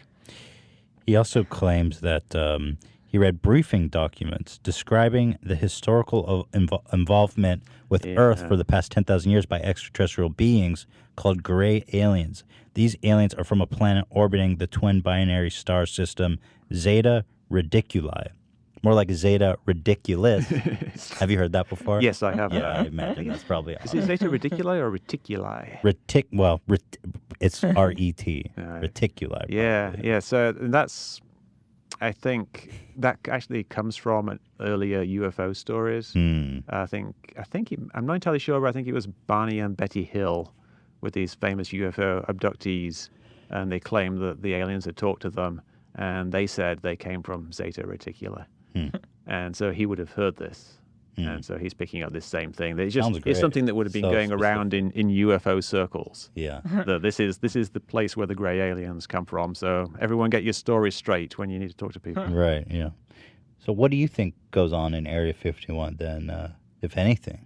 I think they test advanced weapons and stuff. Like they build Aircrafts, planes, weapons. they test planes. They a lot of the stuff isn't just simply like building planes. It's building the systems and the weapons that go on the planes. Stuff Well, like why- radar and things like that. Why would you need, thousands of miles of empty acreage of desert? In case your plane crashes. Plane crash, weapon test. Yeah, there's a whole bunch of different sites out there. There's sites for testing munitions and things, and then there's ranges where they shoot things. But if you're going to do stuff like shoot a rocket up, you wouldn't. First of all, you want to have a buffer zone so people can't stand on the edge outside the fence and on a step ladder and take a photo of things. Right. So you've got to have miles and miles around you that just keep you from everywhere else. Right. And you want to have lots of options for doing various things like different terrain and whatnot. So this is something that was recently declassified. New reporting this morning on by the Air Force. Like they had recently unveiled that they were spending $22 million in investigating UFOs because it was happening quite frequently that members of the Air Force were seeing unidentified objects moving in really inexplicable ways. For example, this video here. Unidentified flying objects in our airspace. Yeah. The New York Times speaking with 5 Navy pilots who've all said they've encountered UFOs during training missions up and down the East Coast. The pilots even noting that the objects were accelerating to hypersonic speed, making sudden stops and instantaneous turns, something beyond the physical limits of a human crew. Clearly, there's nothing more that we're used to footage seeing here. up there. We submitted a safety report saying that there was an unidentified object in our working space, and we don't know what to do. This on the eve of a new History Channel series called Unidentified, Inside America's... this just turned into an ad. Let's close that. Yeah, so that video there is called the gimbal video, and that video and the other 2 videos there you've seen there are stuff that I've done a lot of work on. I've analyzed those So extensively. tell me, what do you think about it? I mean, That video there is almost certainly an infrared glare. When a plane gets very far away, the glare from the engine can get so big that it's actually bigger than the plane itself in terms of just what it looks like on camera. You can imagine like a very bright light on camera, just it kind of flares out and it looks bigger than the actual object itself. Like someone's holding a flashlight at night. Flashlight's pretty small, but you see this bright light around it. right. That's viewing something in infrared, and it's black hot, so it's actually inverted. It would normally be like a white thing there. And what's happening is the internal optics of the camera is what's making it rotate. It's kind of complicated to explain. I've got like a bunch of videos. Yeah, it's hard. explaining I it. think it would be hard to dissuade anyone with that because it's so complex. But also what I'm thinking is, like, obviously the Air Force would understand that. Why would they release it and fuel? They didn't exactly release it. The Air Force didn't release it. It was one guy, Luis Elizondo, who now works for the To the Stars Academy, which is Tom DeLonge's organization. Why'd you laugh, Dan? Because I know about Tom DeLonge's whole thing, and he's crazy. Yeah. Okay. Yeah, Tom DeLonge believes really passionately that there is alien visitors out there, and that by Wait, he's a senator or something, right? Tom DeLonge? No. Oh, who is He's he? the former frontman for Blink 182. Okay. As credible as it gets. Yeah. That's why I laugh. Yeah. Because I know there was I had been reading that there was a member of Congress that was responsible for this $22 million Harry fund. Reid. Yeah. Harry Reid, the senator from Nevada, I believe. Harry Reid? Yeah. It is. I mean, the leader of whatever he was. Wasn't it speculated to be somewhat of a corrupt thing because he knew? It was. The money went to essentially Rob Bigelow, Bigelow Airspace. Bigelow's got contracts with NASA to make inflatable habitats for the space station. So he's a real legit person. But he also has a very strong interest in UFOs and things, and he kind of shares this interest with Harry Reid, who's his friend. And so Harry Reid set this thing up, and Bigelow became the recipient of a lot of this stuff, and some of it Pretty went shady. into like reporting UFOs and stuff, setting up a database, and But also just giving $22 million to your friend. yeah. Well, I don't. Yeah, Your friend's company. it's certainly something that I would encourage people to look into, but I'm not going to point any fingers without knowing exactly what went on. It was a proper contract. It was awarded to Bigelow, and it's just a standard type of government pork, essentially. I see. Somebody got something for their friend. Happens all the time. Like you get a bridge built in your hometown or whatever. It doesn't necessarily mean it's super corrupt. It's just corruption light, the normal type of corruption that we have in America. We where, have a good tolerance yeah, for corruption light. the pork system in America, where I you see. add things on. It was $22 million over 5 years. It ran for those 5 years. They never really found anything. of any interest, and so the program was Closed it up. was shut down. Yeah. But this one guy, Luis Elizondo, you saw him briefly there, he continued to be really interested in the topic, and he claims he was still working on it, and he claims the operation was still going on. But he eventually left, and as he was leaving, he made a request that 3 videos that he knew of, these 3 famous videos, Gimbal and 2 others, be declassified. Interesting. Because he wanted to use them for Tom DeLonge's organization. So he did it back and forth. He got them declassified. The Navy didn't release them as stuff. They just looked at them and said, yeah, that's nothing. You can have that. So they stamped it and gave it to him. And then they presented as being these amazing UFO videos. Wow. When they all have quite reasonable explanations. There's another one called Go Fast, which looks like a UFO skimming really, really fast over the surface of the ocean. But the good thing about that video is you have all the numbers on the screen.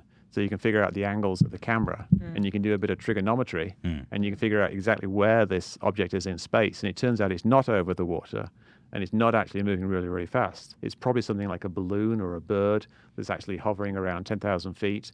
And because the plane is flying past it, the parallax makes it look like it's moving really, really fast because the camera is constantly pointing at it and turning around. So these things have explanations, but that's not what Tom DeLonge wants. Not that fun of an explanation. Yeah. What did you just send me? Oh, I believe it's the video he's referring to. yeah. Let's show it for reference. Yeah, I've seen this one too. I mean, it looks extremely compelling. Yeah, it looks like it's something that's Look at that. moving You see really, that? really fast. It's hard But to see. you got to remember the jet itself. This isn't shot from a helicopter. This is shot from a jet that's moving Mach 0.6. It looks like the plane's not moving at all. 254 knots, calibrated airspeed, which is about 300 knots, over 300 miles an hour. Something probably like 350. So it's focused on this thing which is floating around 10,000 feet up in the air, and there's the ocean way beyond it, so it looks like it's moving fast. Yeah. That's a problem when, for someone who's completely unequipped to understand what they're looking at, like myself, I would just think the camera is not even moving and just following something. The trig you do from the numbers, like earlier on, you could see that I think it was tilted down at a certain angle, and then when there was a range which tells you how far away it is. So it's tilted down at this angle, it's this far away. Very, very simple trigonometry. It's just like the sine of the angle multiplied by this gives you how far away it actually is, or how high it is. So you can work it out. A high school student could have worked out what it was. But the To the Stars Academy, Tom DeLonge, they didn't work out. They didn't do the math. Yeah. And they carry on to this day claiming that it's at sea level when you can just do the math and it's not at sea level. That's incredible. It really looks like the camera is stationary. Yeah. And I think when you realize that the plane is... Yeah, that 254 in the corner is the speed, calibrated airspeed in knots, which is actually less than the actual airspeed. Once you realize that... And you're being viewed from 25,000 feet. It's 3.4 nautical miles away and angled down at 22 degrees. So you can just work out from that where it is, and it works out at around 13,000 feet, which is about halfway to the ocean. Certainly these pilots must see stuff like this all the time, if it's just like a bird or a balloon. And by the way, remember that's what it said about that other video. Because I remember we talked about it when it came out. We read the article. And it said that they reported that they would see it multiple times a day. With the thing that you said, there was a glare. They're seeing other things there. The thing is about all these videos is that we have all these reports from pilots, and they say they see things like lights in the distance or occasionally things zipping by them. And then we have these videos, but we don't have the two together. We don't have a pilot saying, I took a video of this thing and it was doing this stuff. So you've got like conflicting. Yeah, you've got this one pilot saying there was a Tic Tac that was like zipping around like this, and then they also show a video of something that's not doing anything. It's a different video of that. You just see this little white dot in the distance, and it's not moving at all. And they say, well, we got the evidence, but there's no connection between this guy and this video. So we need to get the person who took the video to say what's actually going on, and we don't have that. And we have explanations for all of it. That's very interesting stuff. I think that's great. Is there any UFO footage that there's so much by now that's been captured. Yeah. Supposed evidence. Have you ever seen anything that you found inexplicable or All the time, compelling yeah. in the space? There's two different things: the inexplicable and compelling. Yeah. You don't generally see those two things together. Right. You see inexplicable things all the time. You see a little white dot up in the sky, and you can't explain what it is exactly. You can come up with some hypotheses as to what it might be. It might be a plane, or it might be a blimp, or it might be a balloon, or it might be a bird, or it might be a cloud. It might be a little bit of lint that's very close to you, or some kind of seed or something that's very close to you. You could be having a temporary brainstorm or something, and your visual system's messed up. So there's all kinds of things that things might be. But often you can't figure out what it is. So the fact that we have UFO videos that are not identified is going to be a given. UFOs exist at the boundary between identifiable and not identifiable. So they're just a little bit beyond. If we could zoom in on the things, you can identify them. So as camera technology has improved recently, UFOs tend to get further and further away. We used to get photos of UFOs which were just like hovering over people's houses. But now we get ones that are like hovering over a nearby mountain because we've got these super zoom cameras that can zoom in all the way, and we're all carrying around like high definition 4K cameras in our pockets. So the boundary at which UFOs exist has somehow shifted further and further away as camera technology has improved, because we're able now to identify all these things that are closer. If I was to take a photo with my iPhone, it's such high resolution, you can tell what things are. Whereas when people were taking pictures with their Kodak Instamatic, it was just this blurry little blob. Do you think there's a problem with the theory of aliens visiting the Earth to begin with? Yeah. Is that a plausible theory at all? It's a possible theory. I wouldn't call it a plausible theory. You got to look at the evidence for the existence of aliens to start off with. There's complete radio silence throughout the entire nearby galaxy. We don't have any signals coming in from people that we can even point to as being slightly alien-like. I'm actually having a guest on my podcast next week called Seth Shostak, who's the head of SETI, the Search for Extraterrestrial Intelligence. And he'll tell you that they haven't really had any good candidate signals. They occasionally get excited about something, and then they figure out it was just the microwave down the hall doing something. But there hasn't been any indication that there are any aliens who use radios to communicate nearby. And you think these stars, they're light years away, so the radio waves take quite a while to get here. And so we've got kind of like snapshots of history at various distances away, and none of them have civilizations. And we don't know how long will a civilization last for. If a civilization was actually very, very good and at surviving, they would actually populate the galaxy relatively quickly, because they'd be able to send ships to nearby stars and populate all those things. So you'd expect to see a lot of activity. Like stars everywhere being turned into Dyson spheres, which is where they use all the energy to power things. Well, that's quite depressing. Yeah, we don't see anything. It feels like we're in this dead galaxy. How far away can we tell? Can we see? I guess visible light, right? Yeah, we can see the stars, so we could see if there was some kind of large structure around the star. There was recently an interesting thing where they found this star that had this it was variable in a way that made them think it was something like a Dyson sphere going around the star with holes in it, so the star would shine out now and then.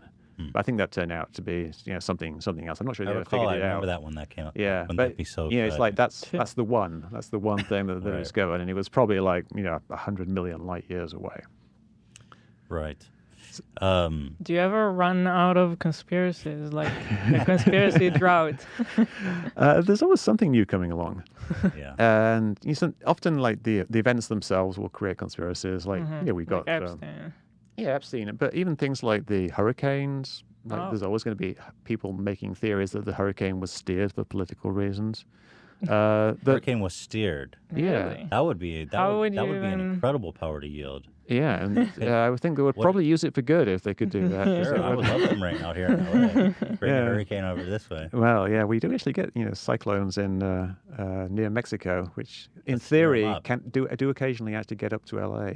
Like once every 100 years or so, you get like a superstorm here, which is essentially a hurricane. So how is it that they explain that the government can control the trajectory of a hurricane? Yeah, there's a variety of things, but the most popular thing is this thing called HAARP, H-A-A-R-P, which is this big radio transmitter in Alaska, which doesn't do anything of the sort. It's kind of a space radio thing in that it will heat up a layer of the atmosphere called the ionosphere, which is about 200 miles up. And it can just heat this up pretty much directly over this one station in Alaska.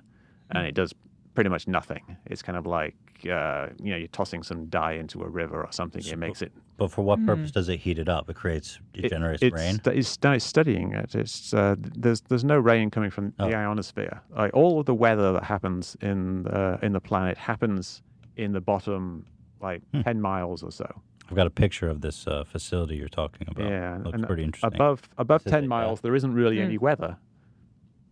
And way up in the ionosphere is essentially in space. There's really nothing there. It's just a few loose electrons and things spin around. So they're able to heat it up from here, though? Yeah, it's kind of like a microwave, and it's tuned in a way where it resonates with the angle of the magnetic field of the Earth. So they think that this is able to control a hurricane in Florida? Yes, that's pretty wild. They think there are also other ones as well. Like they say they've got that mounted on a ship as well. But and it's part of the Clinton Foundation. Yeah, that's where they buried the bodies. And why are we trying to submerge Florida? Why not? I guess. Florida's just the flattest bit, so it's a good place to start. But why they're doing this is they're trying to study radio communications, basically. You can bounce things off the ionosphere to get around the curve of the Earth, assuming the Earth is actually curved. And so by studying the ionosphere, you can figure out how to actually do that best. So they artificially perturb it, make it wobble up and down and heat it up. And it's pretty interesting. Yeah. Yeah, it's by itself, it's interesting enough. I don't even need a conspiracy. There's a bunch of top secret research around it as well. They were using it for communications with submarines. Wow. I don't think it really works, but they use submarines underwater. You can communicate them with very, very, very long wave radio waves, wavelengths of hundreds of feet, or miles even. It can penetrate through the water, and they do it often by having these very, very long antennas on the ground, like they're tens of miles long. But they thought they could also do it by wobbling the ionosphere to a certain degree to create some kind of radio wave off there, which would then be able to communicate with submarines. There's a bunch of secret research and speculative stuff. It's mostly hard science, though. It's people just studying the ionosphere, like astronomers study stars, just to figure out how it works. Right. Well, we're coming up on 2 hours, so I'm going to skip to the end. I got some other stuff, but these are what I refer to as fringe conspiracies. These are really deep level stuff, and I think stuff that you could even say have a real and harmful effect on society. So I'm going to give you some off the top of my head. All right. If you have an opinion or a comment about them. I'm also curious what your opinion is the most nefarious, the most harmful conspiracy theory.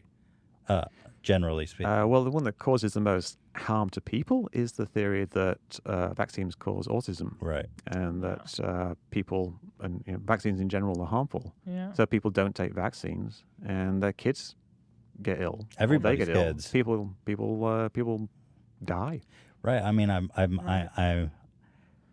I'm reading that the lack of people vaccinating is now jeopardizing people that cannot vaccinate their kids, that only exist because so many people are vaccinated. Yeah. Herd like immunity. people with immunity problems who can't get vaccines, they're safe because everyone's vaccinated. So now that less people are getting vaccinated, other people's children are starting to get these rare and otherwise thought to be extinguished diseases. Yeah, some people they can't be vaccinated because they actually have immune system problems. So the vaccines don't work with them, or the vaccines would kill them. And so they do rely on this thing called herd immunity, where if 95% of people are vaccinated around them, the chances of them coming into contact with someone with the disease is very, very low, so they're pretty safe. Yeah. But if you take away that herd immunity and you start getting down to 60%, then you're going to bump into people who are ill, and then you might die. What happened that everyone is questioning everyone now? You don't believe doctors? Who are you going to believe? Yeah. Have you ever been able to flip an anti-vaxxer?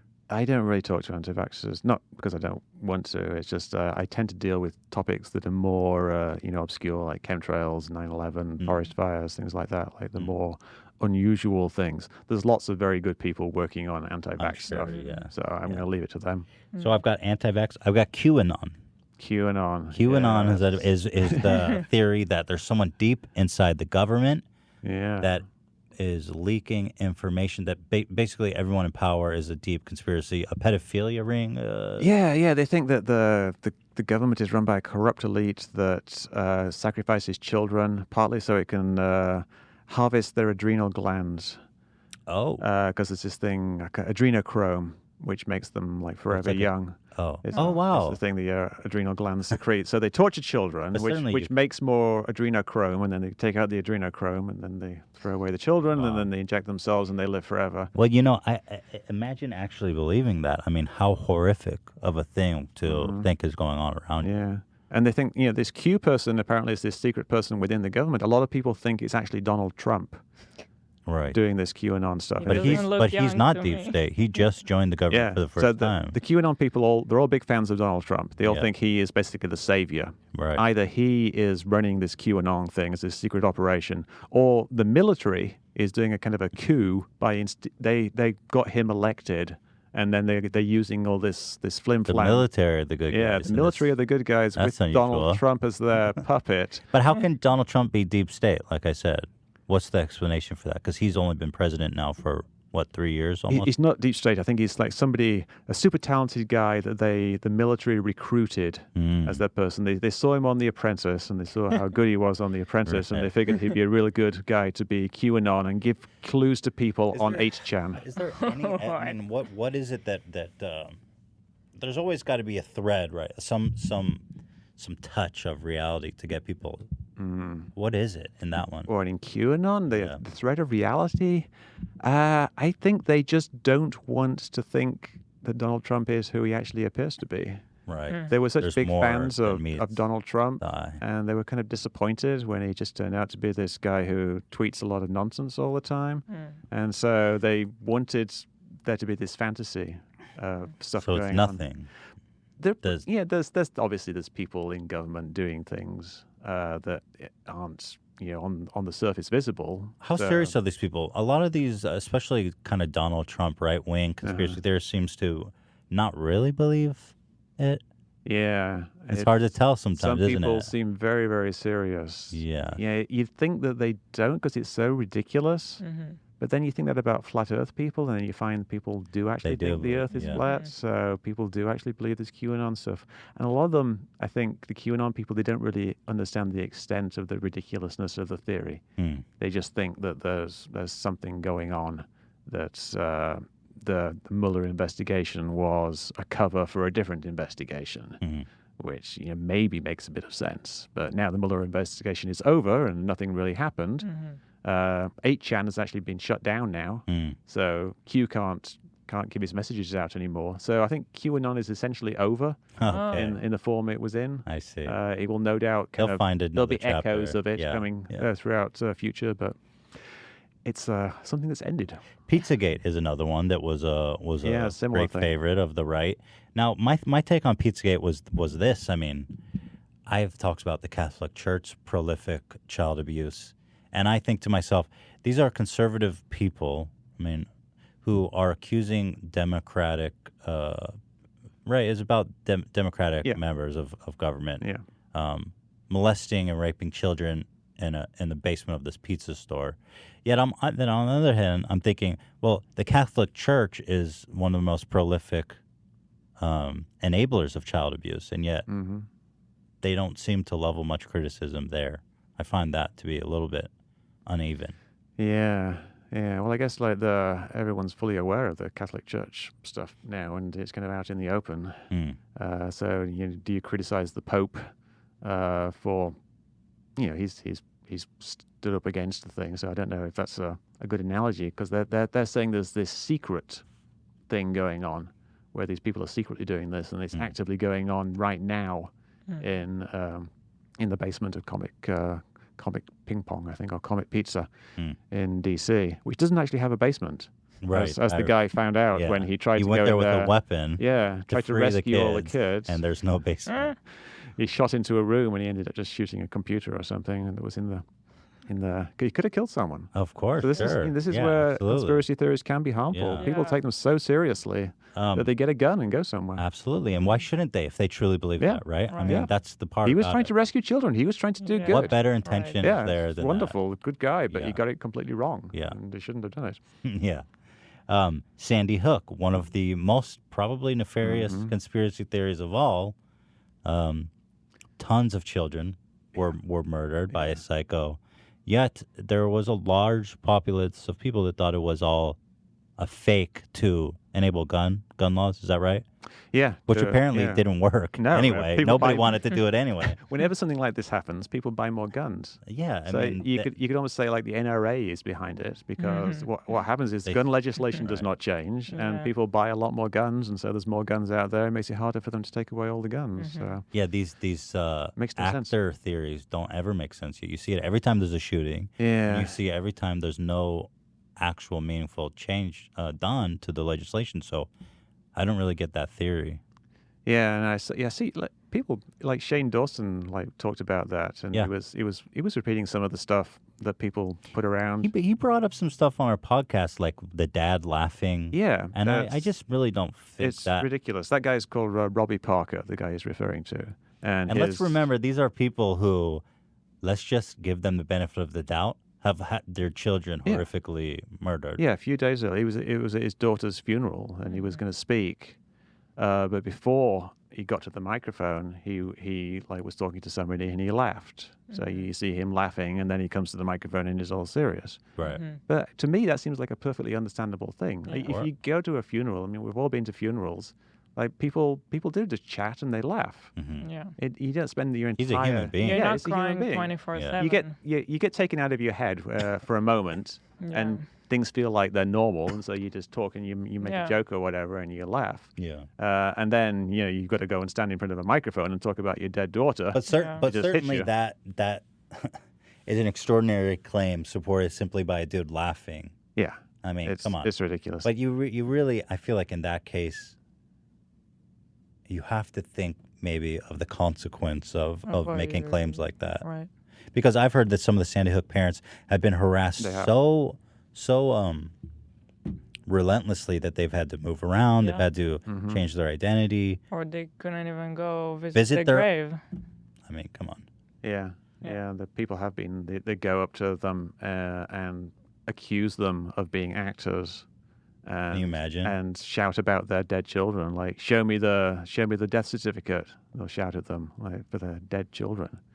And then imagine you're in grieving for your dead child, and you don't even get to have that. Yeah, it's pretty bad, and that's one of the hardest conspiracies for me to deal with. I originally didn't even want to talk about it because it was just these complete assholes making these ridiculous, really hurtful conspiracies about people.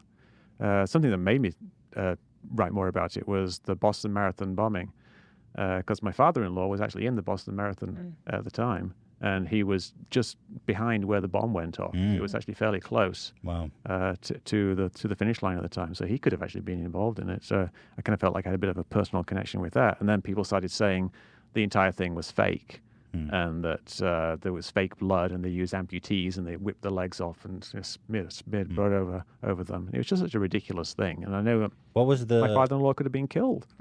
Sure, you had But what is the explanation for that? Again, why is someone faking the attack? To what end? I don't really know what the Boston Marathon bombing thing. I suppose because they were two Muslim guys who did it. So it's trying to stoke up anti-Muslim sentiment to justify wars and things like that, perhaps. But you can always come up with some reason, some kind of justification for your conspiracy theory. Right. Chemtrails is one. I started looking into chemtrails recently because in preparation for this, and I didn't realize that it was actually just referring to the condensation trail behind planes. Yeah. And I was just flabbergasted. And I was trying to put myself into their shoes. I think in LA, where I've lived most of my life, the condensation path dissipates quicker, possibly, because maybe where people live, it stays for longer. And I've seen images of skies where there's just tons and tons and tons. So I can see them maybe being more alarmed by every time they look in the sky, it's just airplane lines. Yeah, the patterns do vary a lot by location. Like here in LA, we're very close to LAX, obviously, and Burbank. So most of the air traffic we see is actually fairly low. It's like planes landing. You don't get that much overflights. Whereas if you look at somewhere like in the middle of the country, you're in a big route between LA and New York and then Florida and Seattle, and there's these crossroads in the middle of the country. And there's these crossroads everywhere. It's not just in the middle of the country where you get all these high-flying planes. People say, like, I don't live anywhere near an airport, and yet I see all these contrails. That's where you see most of the contrails, not near an airport. So people just don't understand what they're seeing. And I think... because when I see people talking about it, they say, like, I see this in the sky more and more, and it freaks me out. It's because they're looking for it. I think I'm not, but I think I've never seen a sky like they have too. Not that it's happening, but I'm trying to put the... No, it's true. You personally wouldn't have, like, living here. You don't see that. You occasionally, like, some of the biggest contrails you get in LA are actually flights from Hawaii, like flying in and over the country, like flying overhead. But a lot of them are just like fairly small planes. I mean, like here, for example, if this is what your sky looked like all the time, then it's certainly something I would think a lot more about than I do here in LA. I mean, I don't think that's chemtrails. I think that's just a cloud. But there's a lot going on here. I love those, by the way. They're very cool. They are very cool. I mean, the only ones I really see are from like the Air Force, really crazy ones.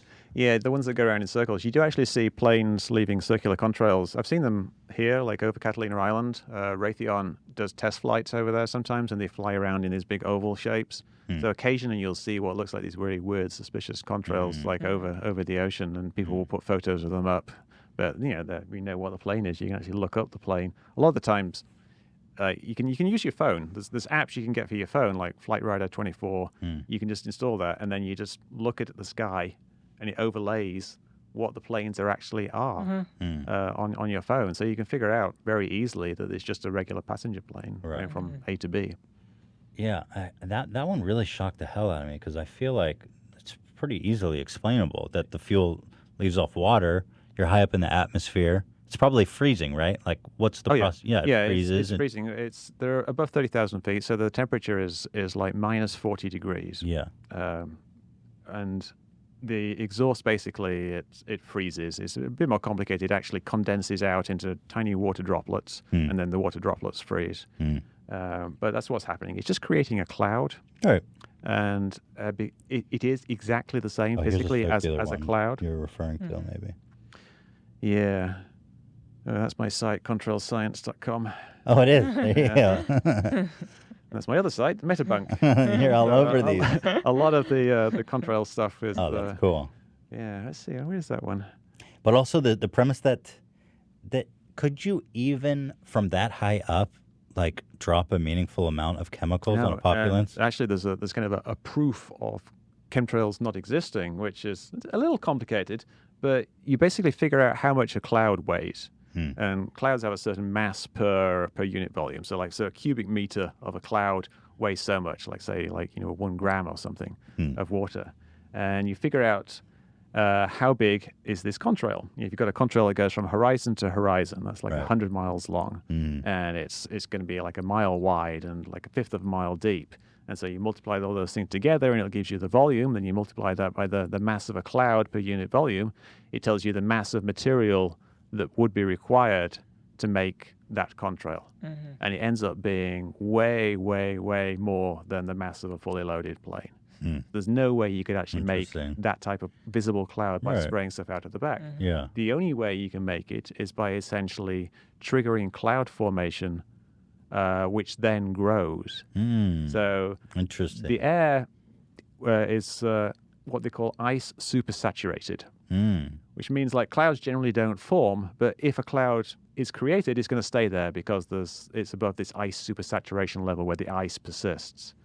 So when you trigger the formation of a contrail, it will actually grow, and more ice gets layered onto these ice crystals, and so they get thicker and thicker, and eventually it becomes this thing that's over 1,000 times more water in it than what came out of the plane. Interesting.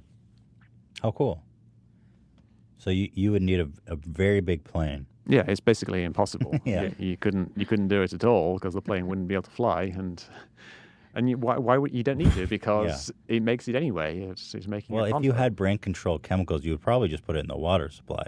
Why drop it out of the? Well, the theory is they're using it to change the climate. Oh. That's a popular theory. The whole brain control thing is kind of a 90s theory. That's strange. Okay, Yeah. so why are we changing the climate? Because it's too hot. It's too hot. Yeah. Oh, that seems like a good thing. Yes, it would be. What's the big secret? Yeah, I'm not entirely sure. It's like they because they're doing it secretly. Apparently, this is the theory is that it's this covert geoengineering. Some people think that they're actually heating up the planet to fake global warming. Okay. Some people think that they're trying to cool down the planet to fix global warming. Maybe they're doing both, and that's why we're not seeing much of an impact. Competing. Yeah. Contrails do actually, during the day, they will cool down the planet.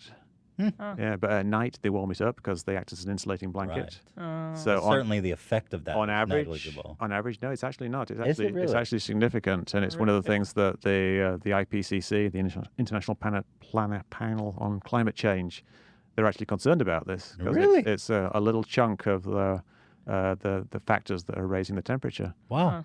Yeah, so that's something that they're looking into, trying to have more contrails during the day and less contrails at night as a way of actually helping. Interesting. That's fascinating. Yeah. There's one other one that I'm seeing actually was suggested to us, that the government has a cure for cancer and AIDS, etc.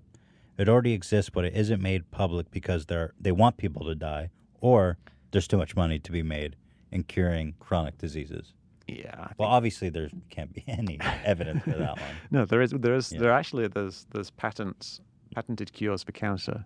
If you go to Google and search for patents, you will find things. And there's a famous one. There's a number that they give, and they say, "Look up patent something other," and it's got this cure for cancer, or it's a cure for AIDS. But it's kind of this magic thing where little magic beams zap your cancer molecules, and I did a whole piece on it on Metabunk. But people think that they have these cures for cancer. There's really no evidence whatsoever that these cures exist. Patents don't mean something works. Mm-hmm. A patent means somebody had an idea. Yeah, and the idea is if it worked, it would be great. Mm-hmm. But there's no actual evidence that this thing works. And if you read the patent, it's just completely ridiculous. And if you know anything about cancer, you would know that they're all different diseases that would require a different care. Yeah, and the idea that people would suppress a cure for cancer just to make a bit of money. Evil. Dark. It is so ridiculous. Yeah. I mean, cancer is a horrible thing. How many people are involved in researching and finding a cure for cancer and then collectively deciding to hide it? And it's not just, people have this perspective, I think, of America, but really you've got to think of the entire world. The scientists around the entire world are searching for cures for cancer, and they're not all conspiring to hide it. They're actually looking for the cure, and if it was there, that they would tell people about it and win the Nobel Peace Prize. It would be the best thing ever if they found a cure for cancer. It's a real dark reality. I know. It's so for weird. these people. Yeah, who choose that. I think that's important to think when you think of these conspiratorial individuals, that they really living in a dark, paranoid, awful world. I believe that stuff. Yeah, and that's partly why I try to help them. You bring people out of that, and they can see the light to a degree. They can improve their lives. So I have one final question then before we go is, many people report on the existence of ghosts and supernatural beings. Mm-hmm. I'm not a believer personally, but one segment we do on this podcast is we'll ask our guests, do you have any ghost stories or supernormal experiences? And you'll find that a lot of people, a big percentage of people, do have a story or an incident, and they are strong believers in ghosts or UFOs or something. Mm-hmm. And these are people that are trustworthy, people that we know, and they give earnest anecdotes of encountering something supernatural like that. So how do we explain away this collective and earnest anecdotes of people that we trust? Well, these are people who had an experience that they can't explain. And so for them, it's not too much of a reach for them to say, like, I had this experience, like I talked to God or whatever, or I saw a ghost, and this happened to me. And for them, it's very, very real. Like, I've had experiences which convinced me at the time that I had supernatural powers. Like when I was younger, I guessed 2 numbers in a school raffle, one after the other. And for years afterwards, I was convinced that I actually did that, that I actually gave these numbers out. So I think it's very easy for someone to have an experience, not be able to understand exactly what happened, and then just accept that there's, some other explanation, some kind of, possibly supernatural explanation. And then they just go with that. And then it just becomes part of who they are over the years. You tell it. You tell it. And you I really saw this ghost. I don't know what it was, but I saw this thing. I have had experiences where I've had hallucinations at night. My wife and I both have the same hallucination of spiders coming down from the ceiling. These giant spiders coming down and landing on the bed next to you and scurrying around. And I could totally see if someone didn't understand that was just this thing called, I think it's a hypnagogic illusion. Or, I don't know. It's this thing that just happens when you're falling asleep. Sometimes you see things. Sure. If you didn't understand that and you saw something that was particularly meaningful to you, it's very, very easy to think that was some kind of mystical thing. And you got to think a lot of people are religious as well. Right. A lot of people believe in God, which is essentially a supernatural belief. So it's a very, very short step from believing in God to believing in, say, angels or spirits. Yeah, definitely. With the ghosts and the religion. Yeah. Because you believe that there is some kind of afterlife. So Right. why not Someone ghosts? died and they're still in the room. It actually is probably the closest thing they'll find to verifiable evidence to support their beliefs. Yeah, so it could be something that they view as a good thing because here's evidence that their faith is correct. I mean, I was kind of surprised when my dad passed away how a lot of people in his family were saying he's still here, he can hear what you're saying, and in the first year he's still gonna be here, and only then they go away, and they all really believe that. That he's listening over them. Is that I'm trying to wrap my head around this Israeli. Is this like a paranoid thing? Like, don't say anything, he'll hear you? No, or is it they say it as thing? a wholesome thing. Yeah, a wholesome thing. Yeah. When you're missing him or during, after he passed away, when people talk about him, or, they're like, he's still with us. Yeah. Very religious people. Yeah. Well, it comforts people, that belief. And it's nice to think that because, when someone dies, it's very, very hard, and you prefer and you to don't think want of to them. think that's just it. Yeah. Finally, what can we do as individuals, as people, to protect ourselves from conspiratorial thinking? You need to have an open mind. And I think a lot of people who believe in conspiracy theories think that they have an open mind because they're very open to these alternative How do you tell the theories. difference between an open mind and a conspiratorial open mind? Yeah, if you are a conspiratorial open mind, that means you're basically rejecting everything on the other side, and you're only listening to one side. You've really got to watch out for if you're just getting your information from one source. I mean, sure, maybe you don't trust other sources, maybe you don't trust the mainstream media, but you've got to at least look at them so you know what the other side of the story is. Don't just look at, Alex Jones or whatever it is that you're looking at. Look at, Snopes. Even if you think Snopes is government disinformation, read what it says. Check it for yourself. Look at the Wikipedia articles. All the Wikipedia articles, they've got references. You can go through these references. You can check them for yourself. If you're doing a search for something, don't just search for things that confirm it. Search for things that try to debunk it or things that try to explain it. And give those a go. Look at them. You don't have to believe them from the start, but you can at least look at them. Be aware of all sides of the argument so you can make an informed decision rather than just listening to one side of the argument. There you have it. Yeah. That's fair enough. Well, that was a great conversation. I thank you so much for coming here. Thank you very I much. really it's enjoyed fascinating. that. Me too. Yeah. Once again, guys, check out Mick's book, Escaping the Rabbit Hole, on Amazon. And, of course, his podcast, Tales from the rabbit hole. That's You've right. got websites that we've just found on Google image search. Yeah, Metabank. Metabunk.com. Yeah, and Contrail Science. Contrails, which is dedicated to chemtrails. Yep, and contrails. And contrails, specifically. Because contrails are fun. Yeah. Awesome. Well, thank you guys so much for joining us. I had a lot of fun. We're back on Friday as usual. The Gatsby is arriving tomorrow, which is a mobility scooter we bought. Oh, yeah, I've seen it. Yeah, Yes. That looks like fun. Yeah. Oh, I'm very excited. Yeah. So we have a lot to look forward to on Friday.